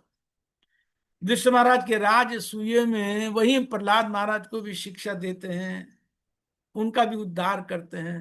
फिर 10वें स्कंद में कई कई स्थान पर हम देखेंगे कंस के, उसमें कंस का उद्धार करने में, भगवान की दिनचर्या का दर्शन करने में, कई जगह पर नारद जी प्रकट होंगे। और 11वें स्कंद में तो सीधा भगवान के पिता वसुदेव जी को ही उपदेश दे रहे हैं। 10वें स्कंद में बहुत जगह पर नारद जी प्रकट होंगे, लेकिन हम देखेंगे कि जहां भी शिक्षा दी है नारद जी ने, बहुत बहुत तत्वों का इतना सुंदर स्पष्ट बुद्धिग्राह्य निरूपण किया है, बहुत सटीक, अत्यंत सटीक निरूपण। तो यहाँ नारद जी युधिष्ठिर महाराज को बता रहे हैं कि काल के, कर्म के और गुणों के बंधन में जीव पूरी तरह से जकड़ा हुआ है, लेकिन भक्ति की एक विशेषता होती है। क्या विशेषता होती है? कि इसी एक स्विच को ऑन कर देने से मात्र एक भक्ति के स्विच को ऑन कर देने से ये तीनों सर्प एक साथ छोड़ करके भाग जाते हैं। काल सर्प भाग जाता है, गुणों का सर्प भाग जाता है, प्रारब्ध का सर्प भाग जाता है। तीनों सर्प एक साथ भाग जाते हैं, तीनों छोड़ करके भाग जाते हैं। इसलिए प्रभुपाद जी यहाँ पर तात्पर्य के अंत में बहुत सुंदर बात लिख रहे हैं। ये बात ध्यान से ले लेनी चाहिए। प्रभुपाद जी यहाँ पर, और नीचे प्रभु जी, प्रभुपाद जी यहाँ पर कह रहे हैं इसीलिए अतएव, ये अंतिम 4-5 पंक्ति में है, अतएव काल सर्प अथवा प्रकृति के गुणों के चंगुल से बचने का सर्वश्रेष्ठ उपाय भक्ति योग है, जिसकी संस्तुति भगवद गीता 14:26 में की गई है। सबसे पूर्ण लोकोपयोगी परियोजना यह है। प्रभात जी का कंक्लूजन आप देख लीजिए, अल्टीमेट कंक्लूजन दे रहे हैं। सबसे पूर्ण लोकोपयोगी परियोजना यही है कि हर व्यक्ति को विश्व भर में भक्ति योग के प्रचार कार्य में लगाया जाए। प्रभुपाद जी ये नहीं कह रहे हैं कि उनको भक्त बनाया जाए, उनको प्रीचिंग में लगा दिया जाए हर व्यक्ति को। क्यों? क्योंकि उसी के द्वारा लोगों को काल कर्म और गुण द्वारा व्यक्त माया के चंगुल से बचाया जा सकता है, और कोई उपाय नहीं है। इसी एक स्विच को ऑन करने से ये तीनों सर्प अपने से तुरंत छोड़ करके चले जाते हैं। इसके बाद का जो ज्ञान है नारद जी देंगे, इसको फिर अगले सप्ताह लेंगे। आज यही विराम देते हैं। श्रीमद् भागवतम ग्रंथ राज महापुराण की जय, अनंत कोटि वैष्णव वृंद की जय, शिला प्रभुपाद की जय, निताय गौर प्रेमानंदे की गौर। मैं 10 मिनट ज्यादा ले गया क्योंकि श्लोक ऐसा था कि बीच में छोड़ नहीं सकते थे, कनेक्टेड है। जी। श्रीमान प्रभु जी, आप अनम्यूट कीजिए। हरे कृष्ण प्रभु जी, दंडवत प्रणाम। धन्यवाद प्रणाम प्रभु। प्रभु जी, इस श्लोक के माध्यम से तो यह ध्वनित हो रहा है कि कर्म का तो कोई फल, कोई प्रभाव ही नहीं है, तो फिर हम कर्म क्यों करें? प्रयास करना बंद कर देते हैं, सब कुछ ईश्वर के अधीन है। आपने वो 18वें अध्याय का श्लोक ना ध्यान से फिर सुना नहीं। 14वां में क्या लिखा, उसमें 5 तत्व कौन से हैं? आप आज थोड़ा पढ़िए इसको वापस, मैंने जो बोले थे उसमें चेष्टा भी है, कर्ता भी है, स्थान भी है। अगर आप काम नहीं करेंगे, पांचों अनुकूल नहीं होंगे ना। पांचों अनुकूल होंगे तभी तो रिजल्ट अनुकूल आएगा। अगर आप कर्म नहीं करेंगे, आप, ये होमवर्क है, आप 18वें अध्याय का 14वां और 16वां श्लोक आज पढ़िए। आपको समझ में आ जाएगा हमें क्यों करना चाहिए कर। क्योंकि वो 5 में से एक अवयव है, 5 में से एक फैक्टर है, इसलिए करना जरूरी है। Is it fine? ठीक है प्रभु जी, हरे कृष्ण। अरे कृष्ण। कृष्ण मोहन प्रभु जी, आप अनम्यूट कीजिए। एक प्रभु जी, धन्यवाद प्रणाम। धन्यवाद प्रणाम प्रभु। ये बहुत ही सुंदर कर रहा थी प्रभु जी। इसमें मेरे 2 प्रश्न आ रहे हैं, तो मैं 2 प्रश्न पूछता हूँ प्रभु जी। हाँ। पहला प्रश्न प्रभु जी, जैसे आपने बताया कि अ, चेष्टा करता स्थान, और एंड में आपने एक और बताया था कि भगवान की कृपा। जब हम कर्म करते हैं तो ये पांचों फैक्टर बहुत इंपॉर्टेंट होते हैं जो हमारे कर्म करते हैं तब हमें मानना चाहिए।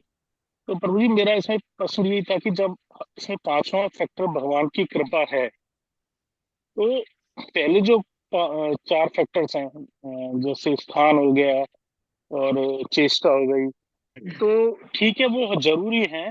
बट जब भगवान की कृपा आ जाती है तो ये 4 फैक्टर फिर, मतलब इनको भी क्यों इम्पोर्टेंस दी? इम्पोर्टेंस में मान गया कि कर्म करना चाहिए इंसान को, जैसे भी आपने बताया, है ना। बट इनको लिखा क्यों गया, मतलब इसको इतना वेटेज क्यों दिया गया जब भगवान की कृपा आ गई तो इसमें? ये क्वेश्चन है प्रभु जी। देखिए बात यह है, भौतिक जगत को तो छोड़ दीजिए। हम दामोदर लीला में देखते हैं कि यशोदा माँ बांध रही है, बांध रही है, 2 उंगल छोटी रह जा रही है, बार बार 2 उंगल छोटी रह जा रही है, रस्सी नहीं आ रही है, पेट में लला के नहीं आ रही है रस्सी। बाद में हमारे आचार्य जब बंध जाते हैं भगवान, वहां शब्द आया, कि कृपा से भगवान बंध गए। तो सनातन गोस्वामी पाद वहां लिखते हैं कि ये कृपा क्यों हुई। माता के प्रयास को देख करके सुखदेव गोस्वामी कहते हैं कि भगवान बंध गए। तो भगवान की कृपा भी भक्त के प्रयास के अनुसार होती है। ऐसा नहीं होता है कि दो उंगली कम है तो एक बस। वो कहते हैं कि एक कृपा है, एक उंगली भक्त का प्रयास है, और दूसरी कृपा है। अकेले प्रयास से भी नहीं होगा, और कृपा तो तभी उजागर होती है जब थोड़ा सा एफर्ट किया जाता है। God helps those who help themselves, बड़ी प्रसिद्ध सेइंग है।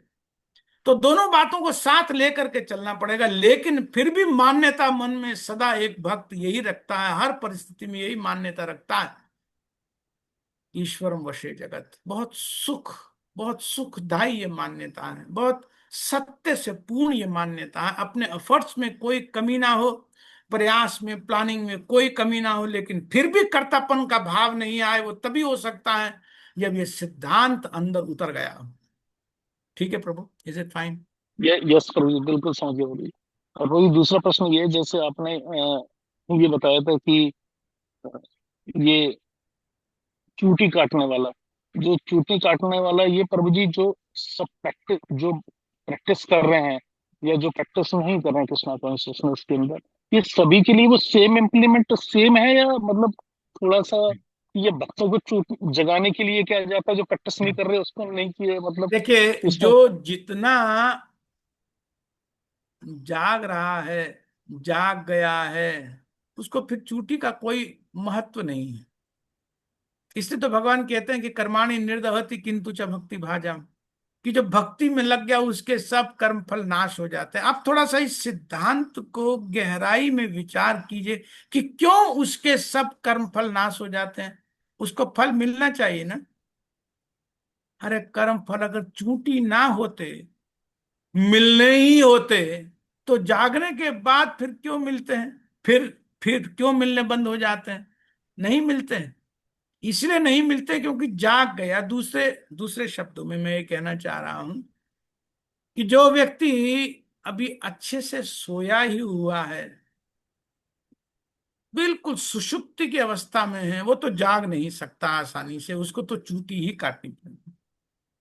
लेकिन जो व्यक्ति भी सुषुप्ति की अवस्था में नहीं है, बहुत गहरे नहीं सोया हुआ, हो सकता है आवाज से ही जाग जाए, फिर उसको काहे को चूटी काटनी है? उसको चूटी नहीं काटने की आवश्यकता। और जो व्यक्ति जाग ही गया, उसको काहे को चूटी काटनी है? तो अलग अलग स्तर के अनुसार अलग अलग तरह का भगवान का कृपापूर्ण व्यवहार हो सकता है।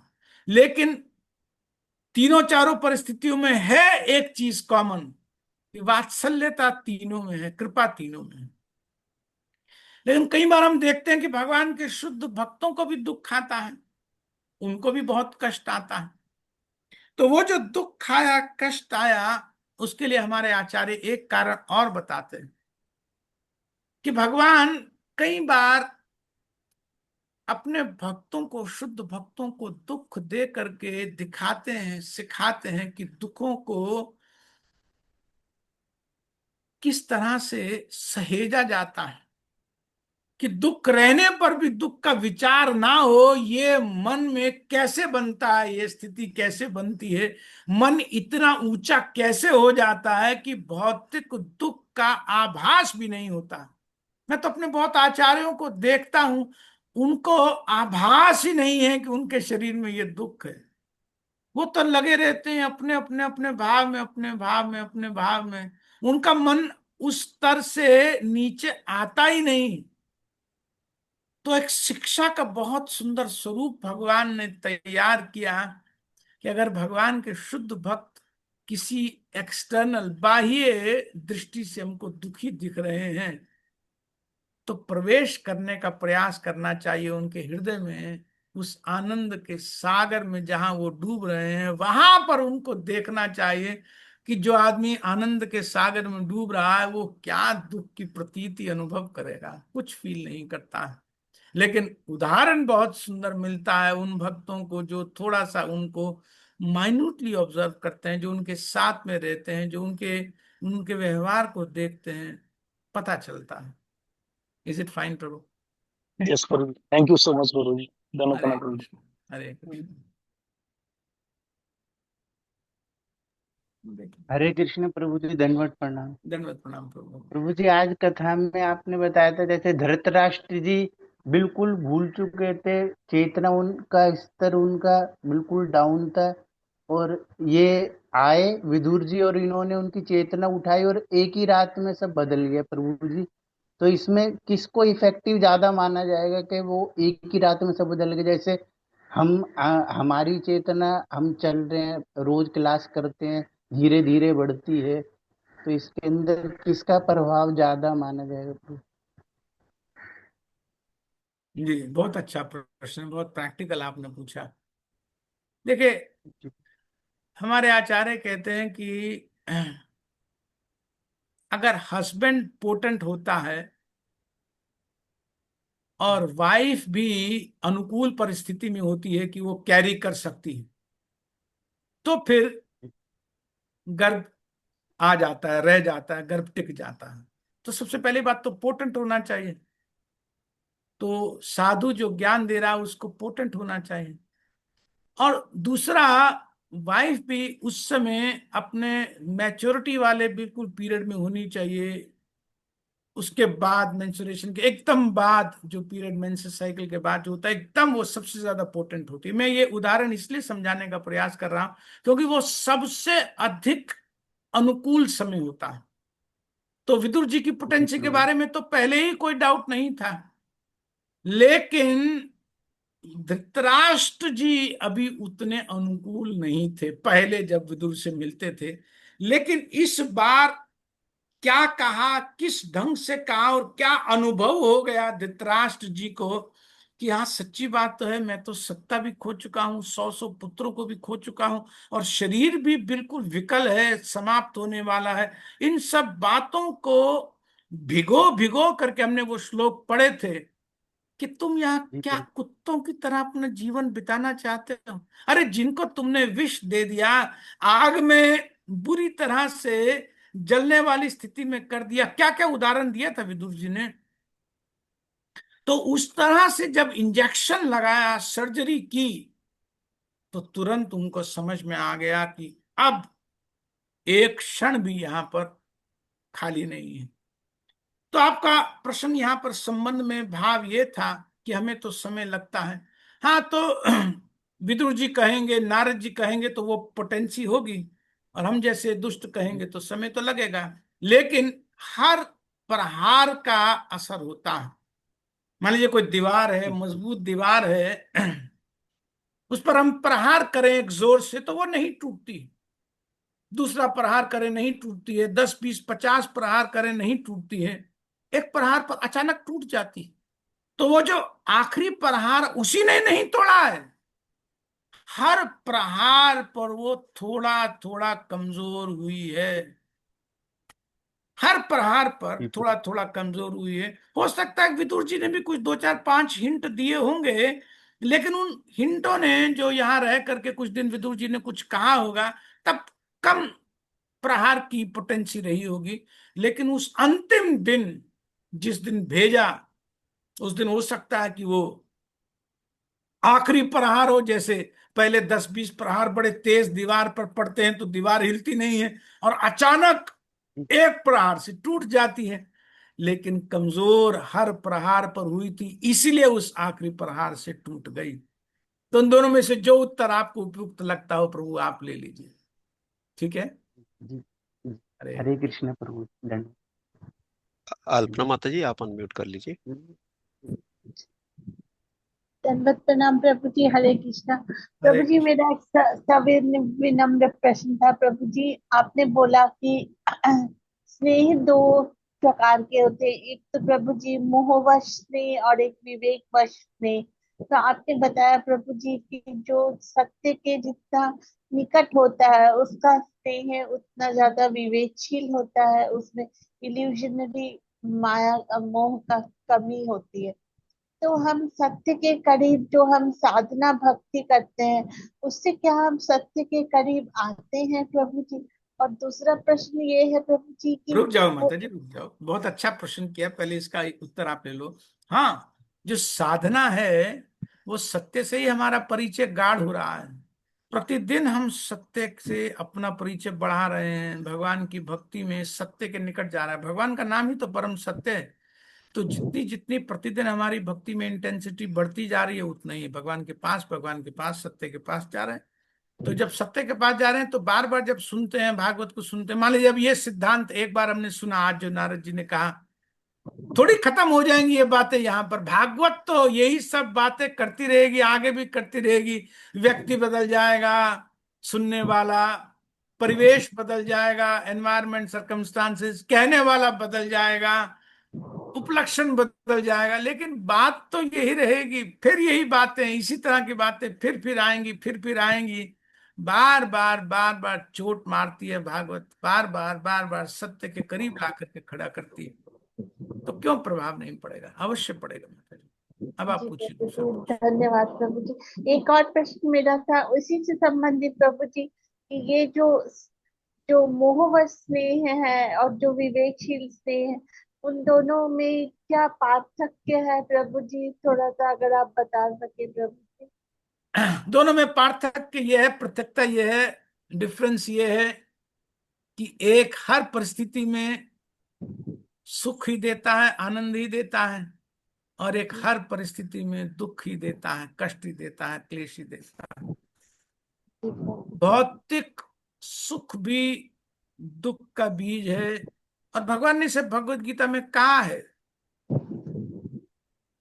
ये ही संस्पर्शजा भोगा, भोग माने सुख की अनुभूति, ये ही संस्पर्शजा भोगा दुख योन्या एवते, वो तो दुख की योनि है। आप 5:22 देखिए, भगवान कह रहे हैं कि जो भी भोग से सुख की अनुभूति हो रही है, प्रभुपाद जी वहां पर बहुत जबरदस्त पॉइंट लिखते हैं। प्रभुपाद जी कहते हैं कि ये सुख की अनुभूति ही हमारे दुख का कारण है। ये सुख की अनुभूति ही योनि है जिसके कारण से जन्म लेता है दुख। तो दुख मिल रहा है तो दुख मिल ही रहा है, सुख भी अनुभव हो रहा है, तो भगवान कहते हैं दुख की योनि है।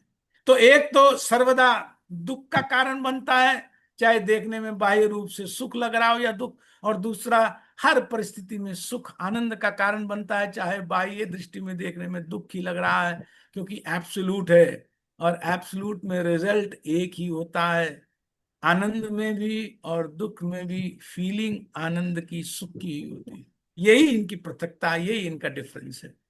इज जी इट फाइन? प्रभु जी, जी प्रभु जी, थैंक यू सो मच प्रभु जी। और ये बात बड़ी सांत्वना देती है जो आपने बताया कि हर एक त्योहार का एक एक इफेक्ट होता है। तो हम जो भी वो चेष्टा करते हैं, तो आपने बहुत ही ऐसी बात बताई जो हमें बहुत ही सुकून दिया, कि हर एक चेष्टा हमारा हमारे बंधन को वीक हाँ करता है ना हाँ, प्रभु? बिल्कुल सत्य है। आप देखिए, आप अनुभव भी कर सकते हैं।